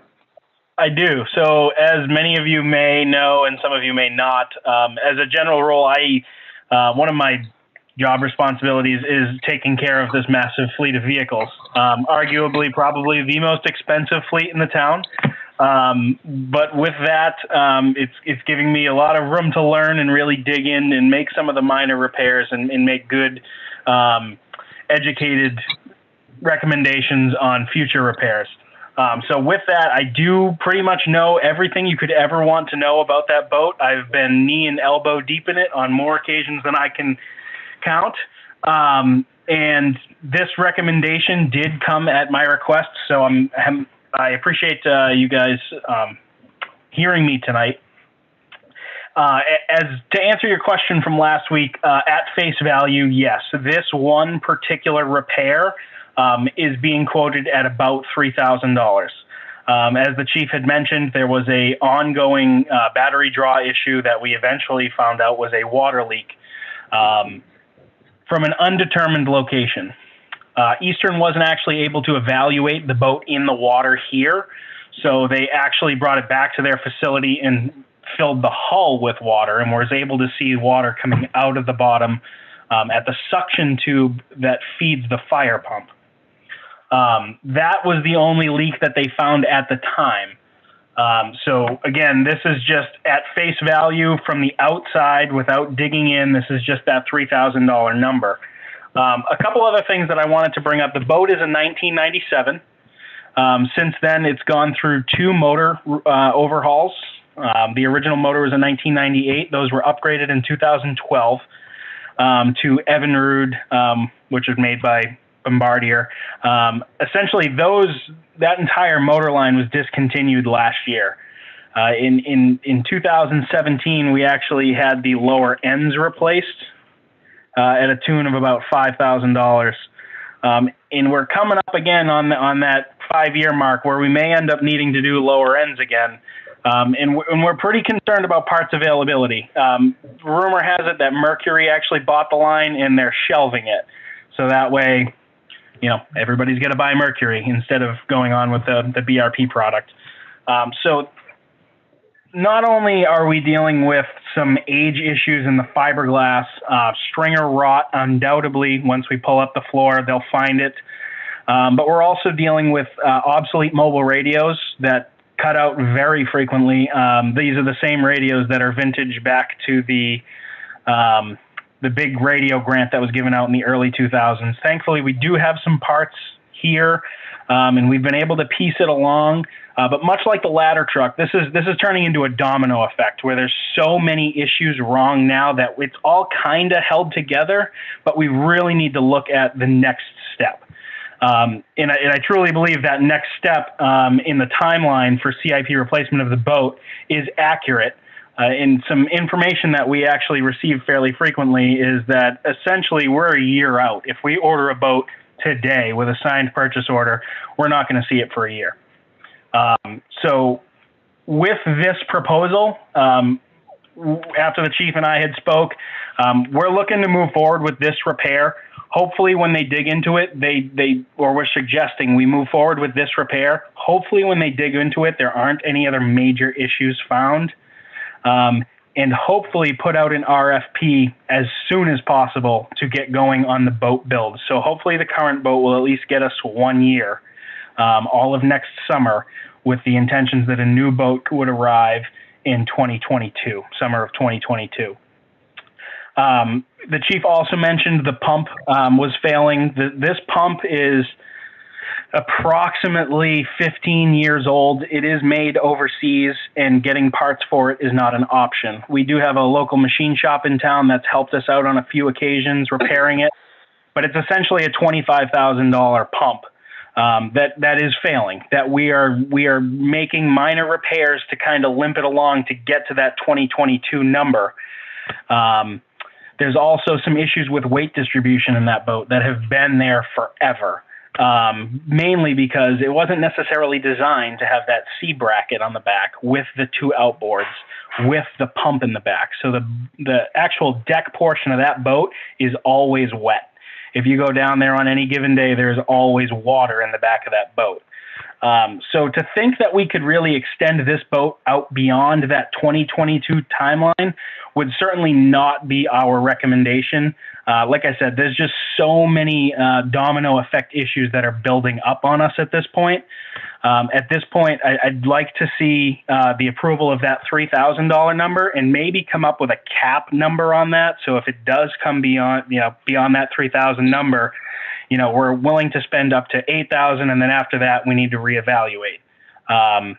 But I'm happy to answer any further questions any of you may have. Again, I'm sorry I can't be there in person to kind of show you the meats and potatoes of all this. But again, I'm here for whatever you may have for me. Okay, gentlemen, any questions? Mr. Holt? Pat, what kind of boat was that? Was that an Eastern, you said? Yep, it's a 97 Eastern 27. Yeah, Eastern is a top-line boat, so. It is very bulletproof. We do have the luxury of just having them over in Milton, for those of you that don't know, just a few towns away. And they have been coming in very, very competitive, actually blowing most of the other specified fireboats out of the water with their quotes. So again, just kind of a local down-home boat builder that's trying to do the right thing for the communities around it. And we're pretty happy with their product. Now, that is all, Pat, this is Paul, that is all strictly fiberglass hull, correct?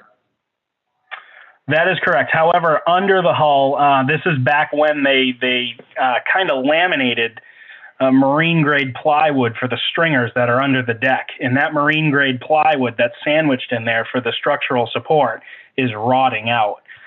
We had a couple of them critically repaired 2 years ago, but we know what we can't see, especially with how wet it's been under there. We know that inevitably there will be more issues at some point down the road. Okay.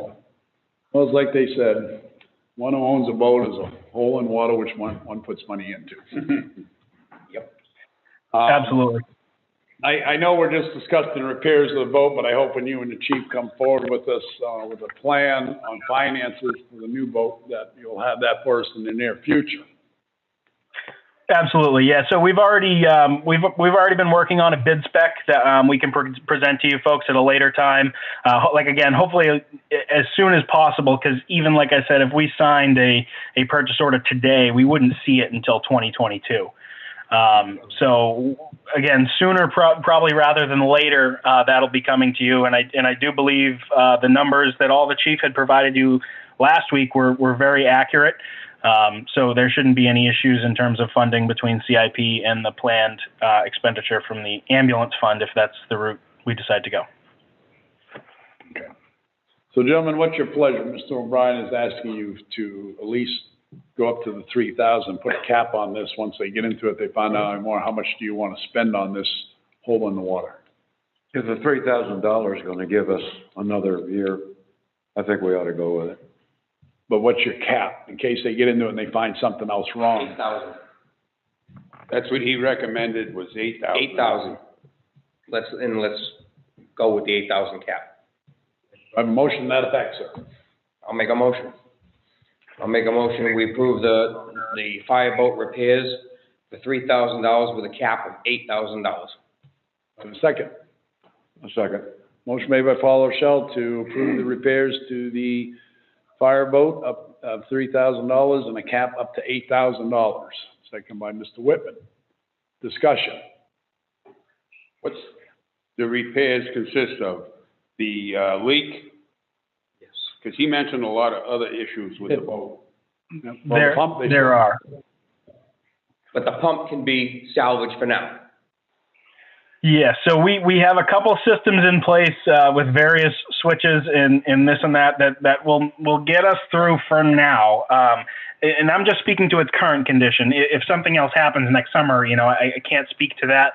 But as long as we are on the track of purchasing a new boat, and I suspect that hopefully we can get maybe a consensus tonight that you folks are in favor of posting an RFP. As long as we're moving in that direction, if something catastrophically fails with the pump mid-summer and we have a boat on order, we can rely on mutual aid to some degree. But I'm not going to speak on behalf of the chief for that. There's certainly some response issues there. But as a general rule, yes, we should be able to get through next summer with that budget number. I have no problem with going out for a new boat, but I'd like to see the financial numbers on it, how you want to pay for it compared to what we talked about last week. Yeah. Yeah, no, absolutely. And I mean, I wasn't going to come into this without having, a couple quotes in front of me. So essentially we have, and I know you folks talked about Guilford's boat last week. We've gone up, we've met with Guilford, we've met with Eastern. Again, we're not closed-minded. We're not totally set on Eastern. We just know that Eastern has given very competitive pricing in the recent past to fire departments. Again, they're local. They're a good, solid boat builder. So we kind of are comfortable with them. So we did do some work and we did get some preliminary numbers back. Again, we are around somewhere that $300,000 mark. So I'd have to leave it to the chief to officially designate where those funds are coming from, but I believe he said half from ambulance perhaps, and then the other half from CIP, which would cover that. And I do think that would be adequate. I do have all of our call stats from the last 5 years here. We run approximately 20 emergencies out there in countless service calls, details, services for the assessing office and that kind of thing. But there's a number of, I'd say half at least of our incidents are of EMS nature. So I think that would be appropriate. Of course, that's up to you folks. I have the, That unless you can find a grant, or maybe the Coast Guard's getting rid of one of them, you can grab one of theirs. I think Chief looked in that one year. Didn't work. Yeah. Town administrator. I have the letter from the chief to the board from December 7th. It's the fire department equipment, it's the capital reserve fund, and the ambulance revolving fund. So if we can get fresh papers on that at the next meeting with the RFP, that'd be great. Is that the consensus of the board? Want to go ahead with the RFP? on the build of a new boat? Mr. Holt? Yes. Rochelle? Mr. Whitman? Yeah. Consensus is, go ahead and move forward there, Mr. O'Brien. Thank you all. Appreciate your time. Thank you, sir. Enjoy your evening. Merry Christmas. You as well. To you and the chief. I thought we had a We still have a motion motion on the floor table. What was the motion? to repair. For the The repair, I'm sorry, I thought we called, that's right, because we went to discussion. Yeah. Motion been made to by Paul Rochelle to repair the boats at $3,000 with a cap $8,000, second by Mr. Whitman. Any further discussion? I'll poll the board. Mr. Rochelle? Yes. Mr. Whitman? Yes. Mr. Holt? Yes. Mr. Wentworth, yes. Votes in the affirmative. You've got to go, Mr. O'Brien.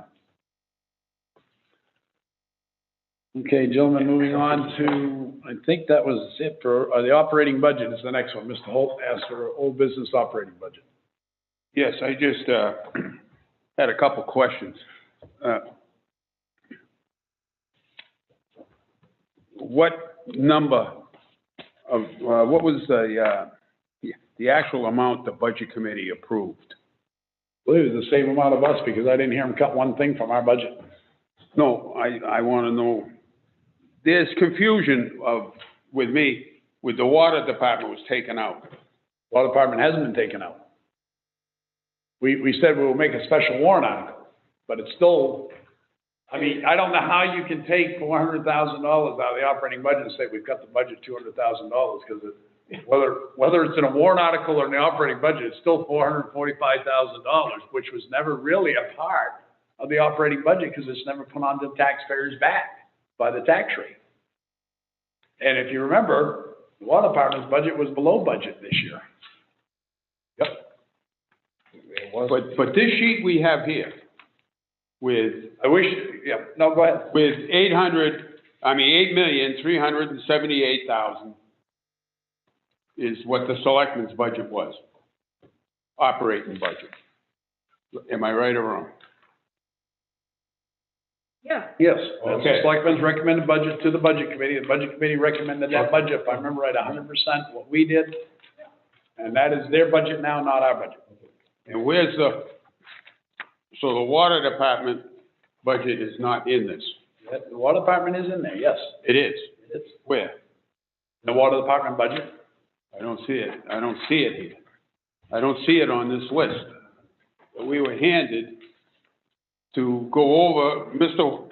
Whitman made really wanted this, and I did too. And it lists all your department budgets, but I can't find the water department budget. I don't. I had the water department budget, hold on. No, I have the budget, the water department budget, but it's not in this 8 million that I can come up with, 8,378,000. Do you remember the It's sheet we had? Yeah, separate, It's separate. yes. No, if you take all these budgets that are listed here in the operation budget, Mhm. and you come up with 8,378,000, but the water every department's listed, administration, budget, right down, show, the water department's not there. No, it's 475,000 off to the side, you're right. Yeah, but it's not here. And it's not in the bottom line here. So I'm asking, did the budget committee vote on 8,378,000, or did they vote? I'll not have to go back to my records, Bob, it's been 4 weeks. Do you know where I'm coming from, Liz?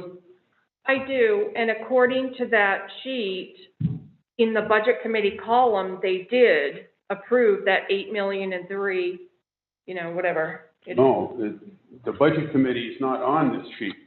Okay, then you have an old one. No, this is the one we worked on last week. The one I have is December 11th. And This it's got, one, it's got that column in it, filled in automatically. well, this is the one we worked on at our meeting last week. That's This is the one I had. but wait a minute, what was requested last week was not for the budget committee's recommended budget. What was requested last week of all the departments, what their increase was, the decrease was, and the bottom line. The budget committee's recommended budget was not asked at that point last week.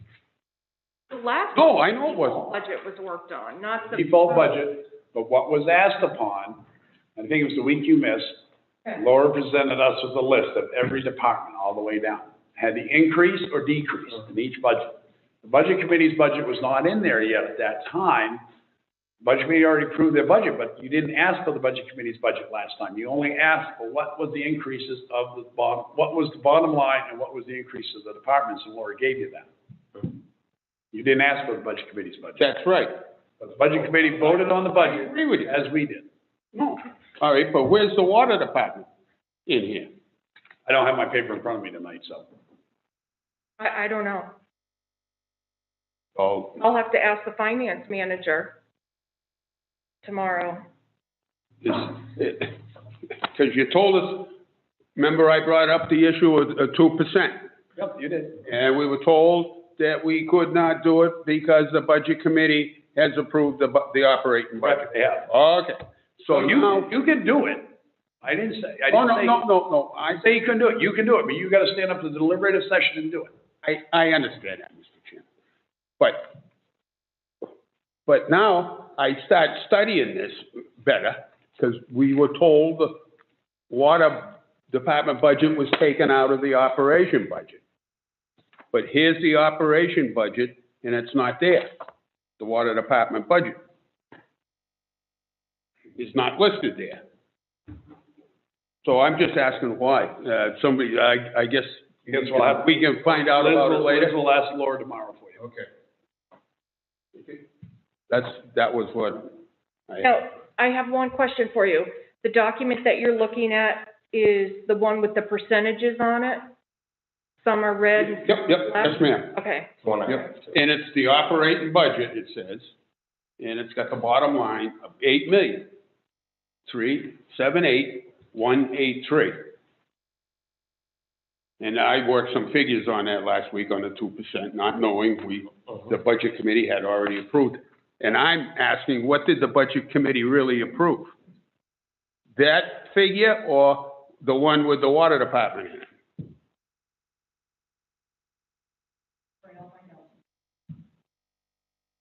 Anything else, gentlemen? No, that is what I had requested. I wanted what the percentages were for each department and what the bottom line was afterwards. It was just the bottom line I was asked, and this is what we received for the bottom Yeah, line. yeah. Without the water department. And I do remember your comment last week, take the water department out because it's financed by the water department. By the water customers, users. and there's 2% off the budget right there. But yes and no, because the water department's budget never affected the tax rate at the town of Walton. It's only the operating budget of the town as a whole. So, because the water users pay for the water department, so when the DRA sets the tax rate, it is based on the town operating budget without the water department in it, and there is one other one in there. Can't remember exactly which one. Huh? The ambulance, The ambulance. maybe? Yep. Ambulance taken out because that's provided by the revolving account.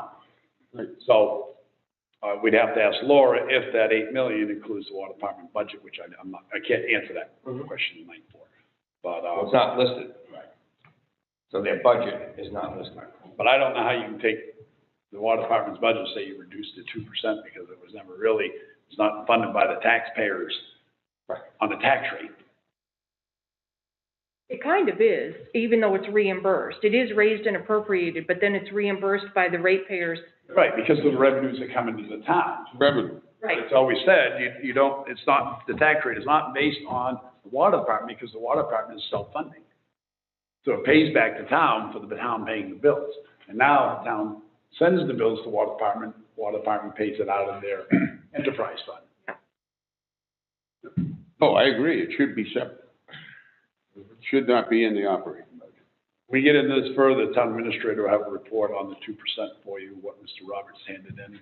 Also, and most of you might have got it, might not have got it, also the email she sent out this week from the emergency management team and their recommendation. Yep, yeah, I read that. I did not see that one. Is there anything else on this, Bob, that you want to ask? No, that was just my concern. Okay. I'm just confused. All right, so at that point, she will get the answer for you. And for us on that. Yeah, I'd like Correct, to call Liz? and get the answer. Yes, sir. Where are we gonna go from here? We have a recommendation from the highway department. But Liz is going to bring up in the town administrator's report. Okay, all right, All so, the recommendations, because you got more than just that, you got all this right here too, okay. okay? All right. for you guys to look at and to So consider. for now, we'll wait to hear from Liz on the water department. Yeah, and I think this, whatever she has in here for recommendations tonight should wait till Monday night. So we have everything laid out in front of us. Okay, I feel. Thank you. Yes. So we're not rehashing it Yes, again. because it's gonna get confusing. if we- Okay. Anything else on that? If not, I'm gonna move on to Selectmen's report. Mr. Holt. Also, Mr. Rochelle. Not at this time. Don't know if I can report on this or not. The Old Home Week Committee had a meeting without me because they scheduled it and I couldn't be there, so. Well, I guess you can vote on it. But they gave me the minutes, and, I guess one of the things they had a unanimous agreement on, Bob Regan said to pay a deposit of $2,500 on our ad booklet for next year with Lilac Printing. Any money needed that exceeds our remaining warrant article money, which was $2,250, to be paid from our regular account, approximately $250. So what it was, we didn't do the booklet. We had the money that was appropriated at the town meeting that the people voted on, wasn't spent. So I guess Bob came up with the idea, let's put a deposit on next year's ad book, because we didn't have one this year, and this way we don't lose the money that the town, voted. But can they do that? It's over $500. Can they even do that without us approving it? You'd have to encumber the funds. Yeah, yeah. That does sound like an encumbrance. And so that's gonna be all the encumbrances are coming before you next week on Monday for approval. So if they want to encumber something, they have to have either a signed contract or an invoice or something to indicate that the work will be done next year and that you need to carry the funds over from this year into next year. Okay, it also says Bob will speak to Lilac Printing. April will submit their bill to the town hall for payment, so, You want my opinion on that? yeah. Well, if I don't spend it, I'm gonna lose it. That should not be spent. That is, yeah, you addressed that at the last meeting. That should not be spent. That is just saying, well, we didn't use it this year, so let's put it towards next year, and we're gonna get another $2,500 next year, which is in the Parks and Recreation budget, because that's where we moved it to. That is wrong. That was one of the things I talked about last week. That should not happen. And at this point, that was a special warrant article. I don't know if the selectmen can step in on that or not, but that is totally, totally wrong, 'cause especially when I sit here and look at a department and say, if you haven't spent it by now, you can't spend it. He comes out, you know, I could really use it. I'd still say no to him. That was wrong. was that a special warrant article? That was not a special article. That's a warrant article that's done every year. for Right, Old Home right. Week. This is the first year it won't be done, because we put it in the Parks and Rec Department budget. But that, to me, is wrong. Because what happens, you don't have Old Home Week next year in case this pandemic and this new virus, this new strain of the That virus did- comes out and wipes everything out. That You did just spent cross my mind. $2,500 for nothing. That did cross my mind. But that's just my feeling as a whole. They didn't get to use it this year, they shouldn't use it. They shouldn't be putting it towards next year's money, next year's thing. They already got approved for 2020, not 2021. So this is a regular, I have the warrant, and this will expire this month. Because it's a regular. But I don't think we have authority over that one, right? Because that was given to the Old Home Week Committee, correct, by the townspeople? It says, to see if the town will vote to raise and appropriate the sum of $3,000 for the purpose of funding Old Home Week events, such as band concerts, magic shows, and other forms of activities. Doesn't say anything about the Old Home Week Committee Doesn't say who necessarily. are agents to expend either, does it? Right. But in cases like this, the selectmen hold the purse strings as the governing body. You gentlemen decide, I already gave you my opinion, I'll listen to yours. Liz, you said all warrant articles will be, for us next week? That's what we're aiming for on the 28th, yep. Yep, It'll be a long meeting. yep. Because we have to, the public hearing that the budget committee is gonna hold is mid-January. January. And so there's a 7-day posting requirement. So if you back it up from mid-January with, and then all these holidays and everything, everything kind of gets delayed. Whoa. New Year's Eve. Yeah. When will the selectmen receive the warrant articles? Hopefully next week. Next week. That's what she just Well, said, next week. In your binder. That's what we're aiming for. That's the way. For next Monday night's meeting? Yeah. We'll get it in our binder. Well, that's what we're aiming for. Yes. I really wouldn't like to get them Usually Monday night. Usually get them, Yeah. done by Thursday?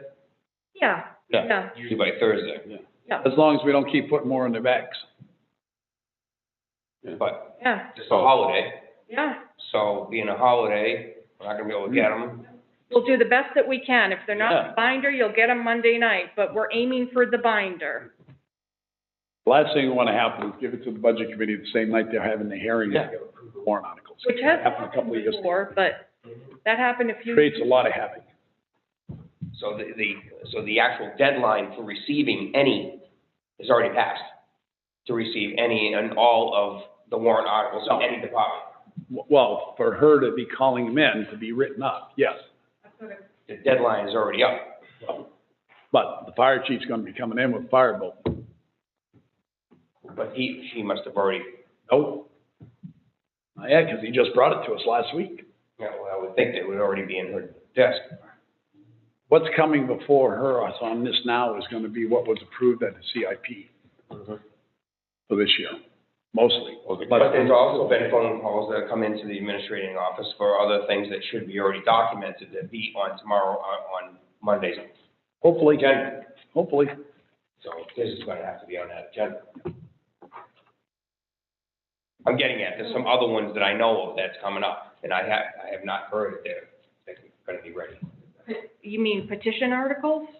Not petition, warrant, From department heads or? not from the department heads, from committees and things like that. Just a few things that have to come in. Are you talking about zoning warrant articles? No, I'm talking about like monies for Water bandstand? repairs, water bandstand, different things like that. A warrant article to appropriate monies for repairs and stuff like that. Okay. And when is that? I think we already have one, actually. Yeah, you should. That's what I'm getting at. Okay, so what is your question? If we have it? I didn't have a question. I was Oh. just making a statement that they Oh. should all be in then by now because there is actually a deadline. They should all be in, am I right? Yes, I mean, we have some that are pending because they had to be created for unique situations, like the waterworks department and those, capital reserve funds that they have, where the DRA said last year that, they approved it, it went on the ballot, and then they disallowed it afterwards because we didn't have the exact amount of the interest to be transferred into the new account. So we've taken care of that and created warrant articles to transfer that exact amount of interest. Okay. We've removed it from an interest-bearing account. That's how we did it, so. Thank you. Any other questions? All right, and nothing from me, I guess. Well, nothing's going to happen on that one. So I have nothing to report because the budget committee has not met again. Well, I stated my 2 cents worth earlier in the meeting for our employees and the health and safety. So at this time, I will turn it over to the town administrator. Alrighty. So I wanted to talk about the public works position. The ad has been out now for a while. And we've had about a handful, maybe a little less than a handful of applicants, I guess you could say. A few. Not as many as we'd hoped for. You want to have a nice rounded, number. So in order to do that, I'm asking that the deadline for these applications be extended another week to early January, very early January.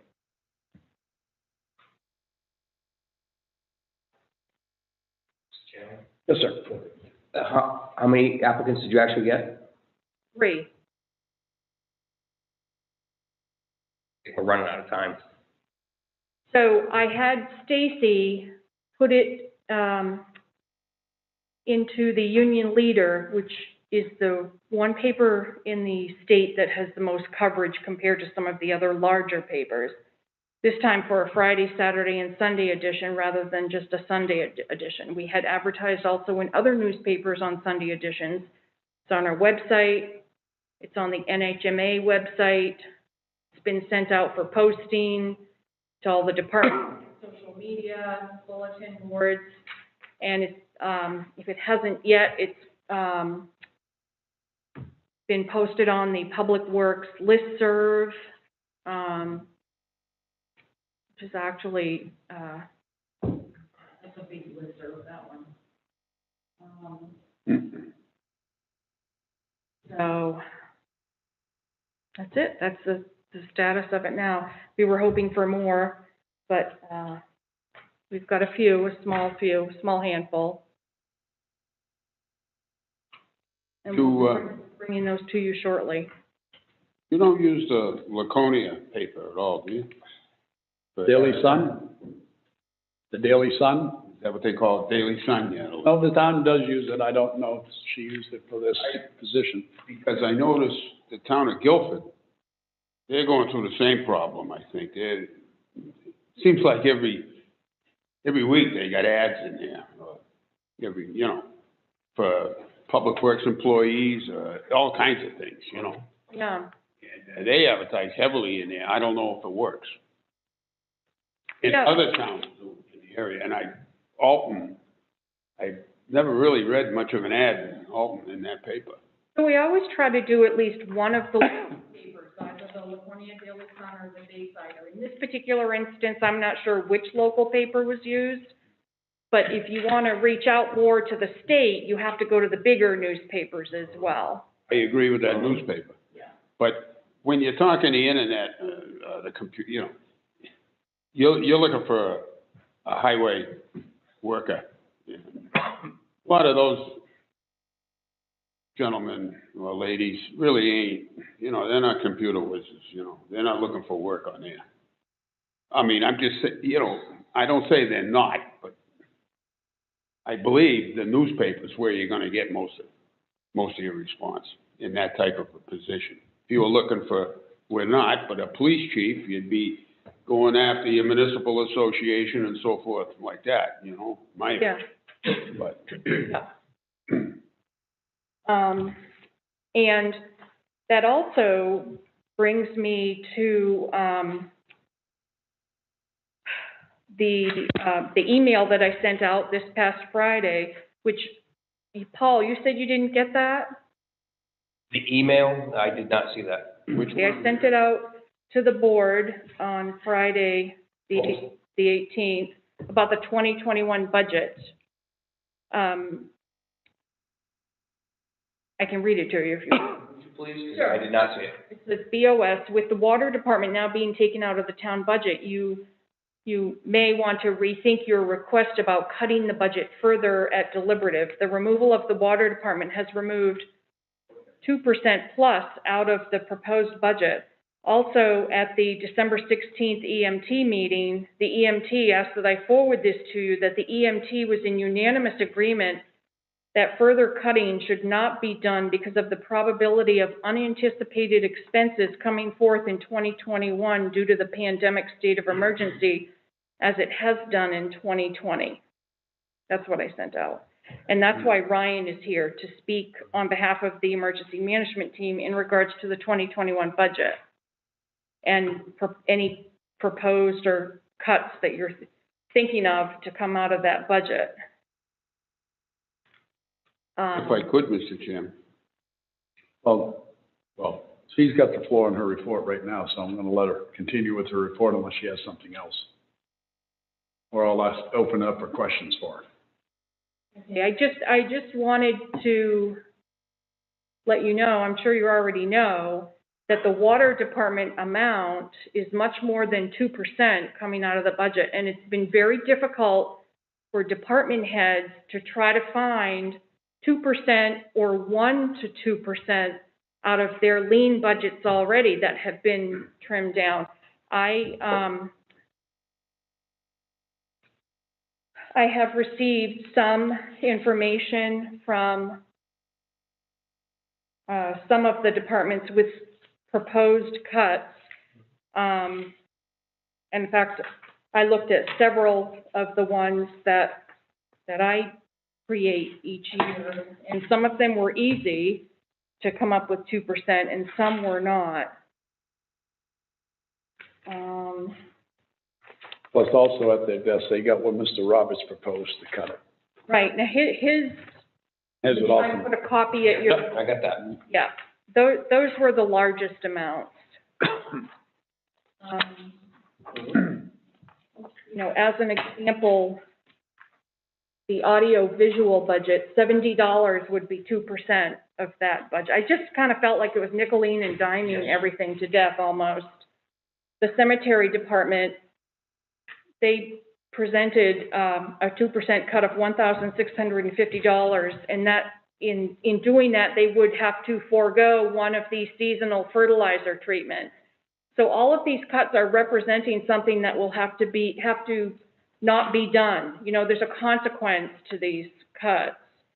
The fire department had a couple of proposals: historical preservation, $1,000 cut; fire prevention, $2,000 cut.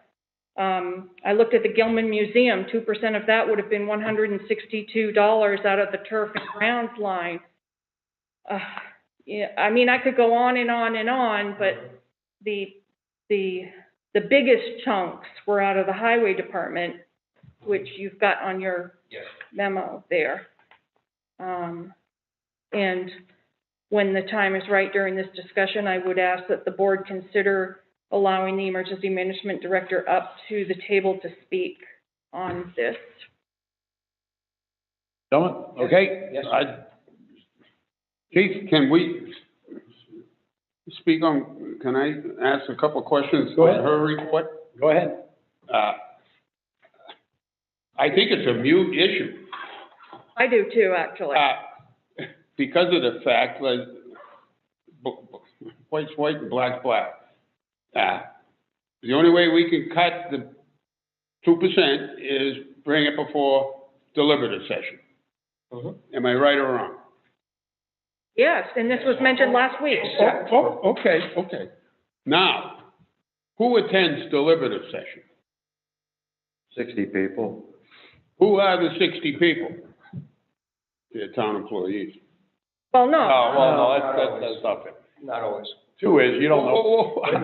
Whoa. I've been up with deliberative. Let me interrupt you on one thing on deliberative session. Nobody knows how deliberative session is gonna happen this year. That's one main given. We do not know how that's even gonna happen right now until the emergency management team tells us that it's gonna happen in March, because none of us are gonna be vaccinated. They're not gonna allow up to 200 people into the school with masks. But go ahead, Bob, back to your question. So, if the motion's made at the meeting, the people will decide if the motion's made, if it's brought up. If it's not, it's a moot issue, and it's a moot issue. I wouldn't waste my time bringing it up at deliberative session. So that's a different opinion than what you had said last week. No, it wasn't. I never said I'd bring it up at deliberative. Yeah, you did.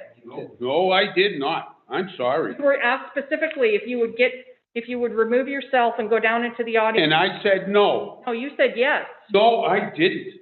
I said I would not do that. I would not do that to the Board of Selectmen. All right, and then I apologize, I misunderstood. I thought you I were. definitely said that.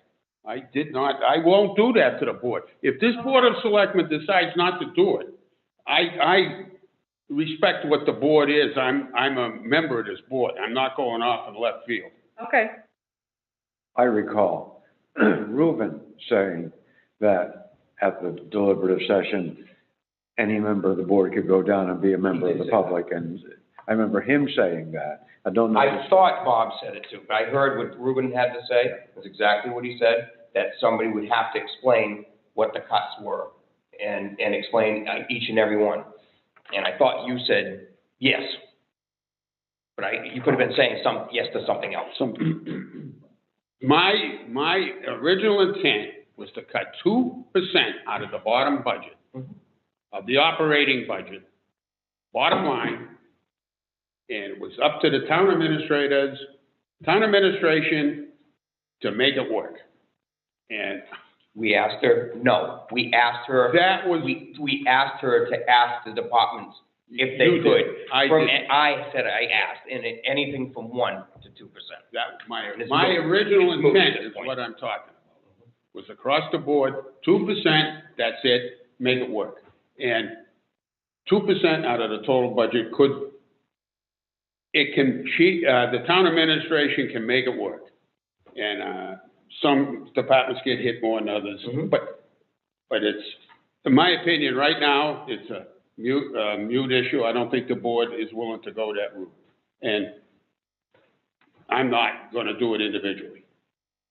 I respect the board's Mr. Chairman? direction. Yes, sir. May I just make a comment? And I agree. If Bob's done, yeah. You're done. Okay, sorry, you're done. No, yeah, go ahead. I agree. I think this is, the point is moot at this time, at this point. But I do like Mr. Roberts' comments. And I have to say right now, I think eliminating the public works director is important. I think it's a waste of time. It's too late in the season. I think it's good for another time. I think if we take that off the table, I think that would be important, and at least it's a help. I think we ought to keep the truck driver position and keep the lease purchase agreement. But I think, in my opinion, a public works director is not necessary, and I think it's too late in the year. Well, I don't think we're discussing that tonight. But I'm just saying, that this is on the list. The only thing I don't agree with his letter is that it still should say as a high wage and not a working foreman position, if the board goes that way. But if we don't move forward with Public Works Director this time, I will never bring it up for the rest of my term. I've tried, this will be my 4th year trying. I will not bring it up again. I will. Well, you can, but I won't. I think it's a very important issue for the town of Albany. So, but I understand where Paul, I understand where you're coming from. I really do. I'd like to just ask you to give it one more week for the first meeting in January. All right. You'd like what? I'd like to do what Liz asked to do, to extend it out to the 6th. Okay. The 6th, she will come back with a recommendation to the board. Which she's brought some already. I have a question. I remember way back when we started the budget situation and Virgil and I were kicking around another tax cut. And I recall the board saying, well, she really shouldn't do that again. However, if you want to save money, we can, when we go over the warrant articles, take money out of them. Is that still on the table? Can that still be done? Well, we still have to prove the warrant articles. We have not done that yet. That's right. And we have in the past not approved warrant articles. One was road reconstruction 2 years ago, which we did not, then it came in by petition article and it still failed. It's up to the Board of Selectmen. Warrant articles are ours, except for petition articles. Petition articles are not ours. Right. So the warrant articles are ours. It's up to us whether or not we agree to them and want to put them on the ballot, correct? That's correct, yeah. Okay, well, that makes me feel a little better. Okay. Yeah, and plus you have a couple of funding sources that you can look at too for warrant articles, whether it's raise and appropriate the regular way or the fund balance. You just want to be careful of eating up too much of that fund balance. You want to do a little bit each year and increase it each year. And I have, just to get back to the public works position, I have had a couple of inquiries from interested people, so I'm just waiting, to see. So anyway, I get it. So if you're okay with that, waiting until the first of the year and then bring you some information. Anything else, Judge? Anything else for the town administrator? Yeah, I had, one more thing on the budget. Is the bottom line of the operating default budget correct? What Laura gave to us last week, I don't have that number from Yeah. her. I just want to make sure that's correct. I believe it's 8,099,700. Yes, 570. That is it. That's what I've got. That's, okay. Yep. That's why Mr. Roberts stated that if we go with the 2%, we're going below what the default budget is. Right, exactly. Yep.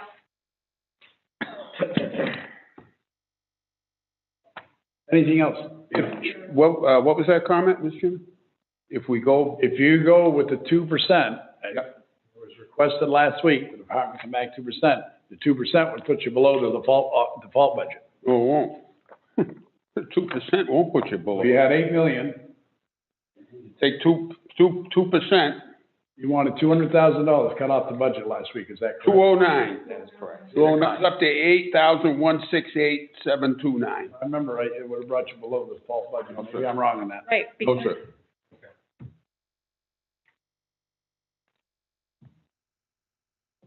And again, that's without the water department, Anything else? the default budget. they're gonna have their own warrant article. Yeah. Right. Anything else? Okay, moving on then, we'll go to approval of minutes. No. Chief, No.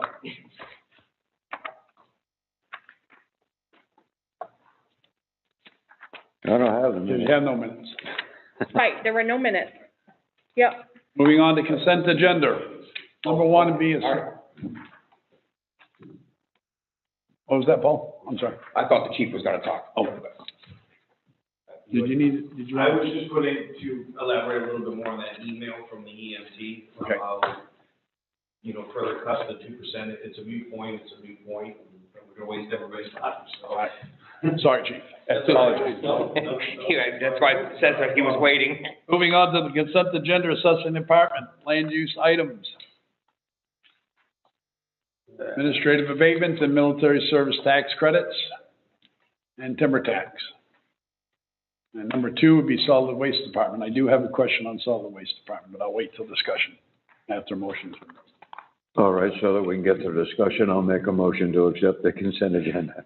I'll second. Presented December 21st, 2020, second by Paul Rochelle, made by Mr. Whitman. Number two, solid waste department. Hire a full-time temporary individual, 1470, effective 12/26/20. This will be approximately for 2 weeks as a fill-in due to lack of staff. How do you consider a full-time temporary if it's only for 2 weeks? So, Shouldn't it just be a temporary position for 2 weeks? so the person will be working 4 days a week, 10 hours a day, that's 40 hours a week, until the full-timer who is out for medical reasons returns to work. My question is, was this advertised out in paper for anybody, or we just It's just reached me. out to somebody and grabbed them? We reached out to, as you can see, a person who worked for the town in 2020 as a seasonal employee in grounds and maintenance for at least half the year. And at the end of the season, no one, he's no longer doing that. And they're in a pinch right now at the solid waste department, and the vacancy is right now. And I just don't like the idea of full-time temporary. Temporary, you put temporary in there, I'll vote for it tonight. But if you put full-time temporary, that just something about that word, the way it's worded that way, it just doesn't. well, I put full-time because the person is working 40 hours a week. That's a full-time position, but there's no benefits or anything because it's only going to be until January 8th or maybe a little bit after that. I just want it to be temporary. You can still be 40 hours a week or temporary.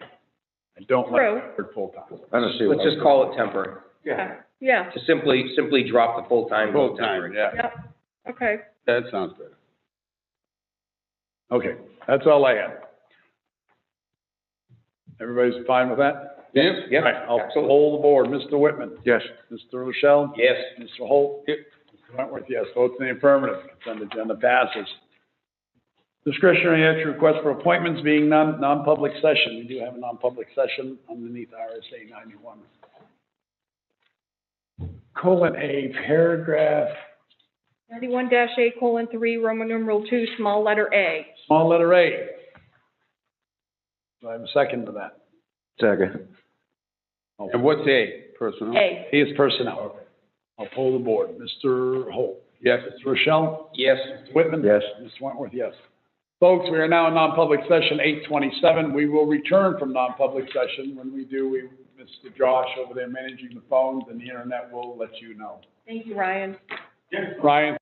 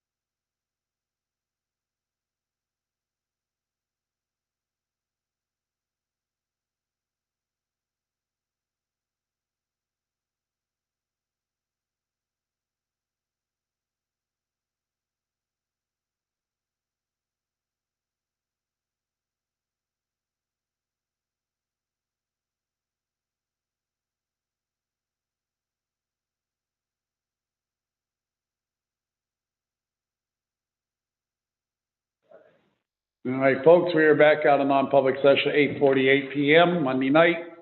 The board has exited non-public session. At this point, gentlemen, I'd like to have a motion to, not to divulge item 2 of non-public session. Item 1, yes. And it would be underneath A, affect adversely the reputation of any person other than a member of this board. So you've got three items. I only had 2. So number 2 and number 3 should remain sealed. Oh, yes, I'm sorry. Number 2 and number 3 remain sealed underneath A, affect adversely the reputation of any person other than a member of this board. Number 1 to be divulged. Do I have a second to that? Second. Any discussion? I'll poll the board. Mr. Holt? Yes. Mr. Rochelle? Yep, yes. Mr. Whitman? Yes. Mr. Wentworth, yes. Gentlemen, I'll entertain a motion, if there's nothing else tonight, to adjourn this meeting 8:49 and wish all the taxpayers and citizens of Alton a Merry, Merry Christmas. And a Happy New Year. Yeah. Happy New Year. Do I have a second, Matt? Second. Any discussion to that? I'll poll the board. Mr. Whitman? Yes. Mr. Rochelle? Yes. Mr. Holt? Yes. Wentworth, yes. Votes in the affirmative. We are now adjourned, folks. We will see you next Monday night.